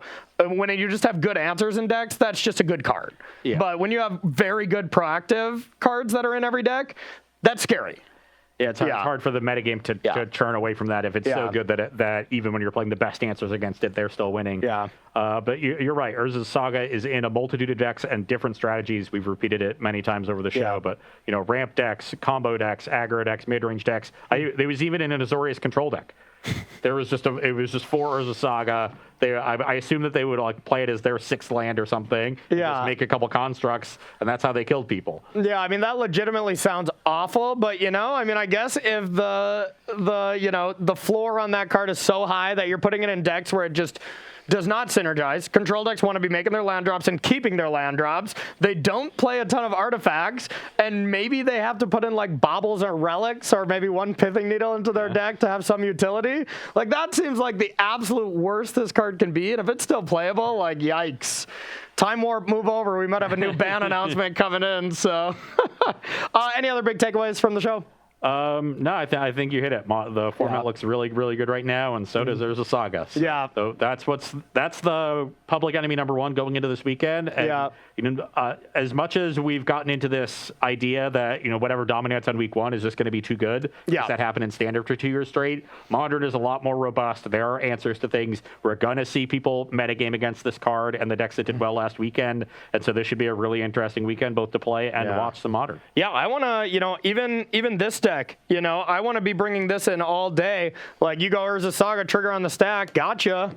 Get wrecked, you know? So I'm all about this. I love that 1-drop. This is still the #1 1-drop, but I expect a lot of this style effects, Spreading Seas, Blood Moons, that kind of stuff. So should be cool. Fragmentize or whatever in white. Yeah, Fragmentize, is sort of their option. So cool stuff. Thanks for watching, everyone. Let's thank some subs. We're going to thank some sponsors, and we're going to be out of here. All right, got a couple subs today. Uberg resubscribed for 10 months, and Ragnar Forge for 16 months. So thank you to both of our subs from today and all of our other subs. Thank you for that support. And if you would like to support Star City Games in another way, you can join SCG Premium. $7.99 a month will get you access to exclusive content from our fantastic staff of content creators, as well as some other perks, which are 5% off of sealed product, 10% off of singles, and 15% off of supplies. So head on over to starcitygames.com/join-premium and sign up today. And if you're like me and Todd and you're constantly trying to take down your annoying older cousin here or whoever you're playing against. Is he? Yeah. Oh, okay. Well, I don't even know that. But whatever. If you need a comfy chair to take down that annoying cousin or your annoying Ross that's sitting in front of you, you might as well do it in a comfy chair just in case you lose. At least your back doesn't lose. So you can head over to carnox.com/SCG. Use that affiliate link to get yourself 10% off one of these gaming chairs. You thought Todd was younger than me? I did. I really did. I thought he was like 2 years older than me. Literally, everyone here thinks you're like 60. Yeah. You are like 38, right? 39 maybe? I don't even know.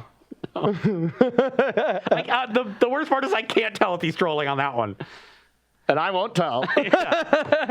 Our final sponsor is Coalesce Apparel. If you like the shirts that we wear, you can find their entire collection of t-shirts, hoodies, and stickers at coalesceapparel.shop. And be sure to use the gift code SCG when checking out to get 10% off of your purchase there as well. Yeah, I got home from my trip and I saw a Coalesce package and I'm like, ooh, what do we got now? And this was the first one on there. I was like, oh, Cedric knows me too well. Thank you, buddy. I appreciate that. This is my new favorite shirt. Look out, Yorian. I'll be keeping. Did you see the announcement on Twitter yesterday?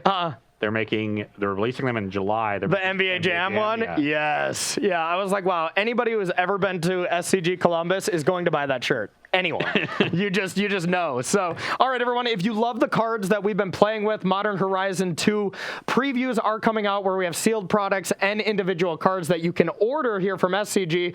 Best place to buy them, super cheap, kind of the best deals there. So go to starcitygames.com/previews to be the first one to get some of these awesome Modern Horizon 2 cards to mess up your annoying cousin or your annoying Ross that would sit across the table from you.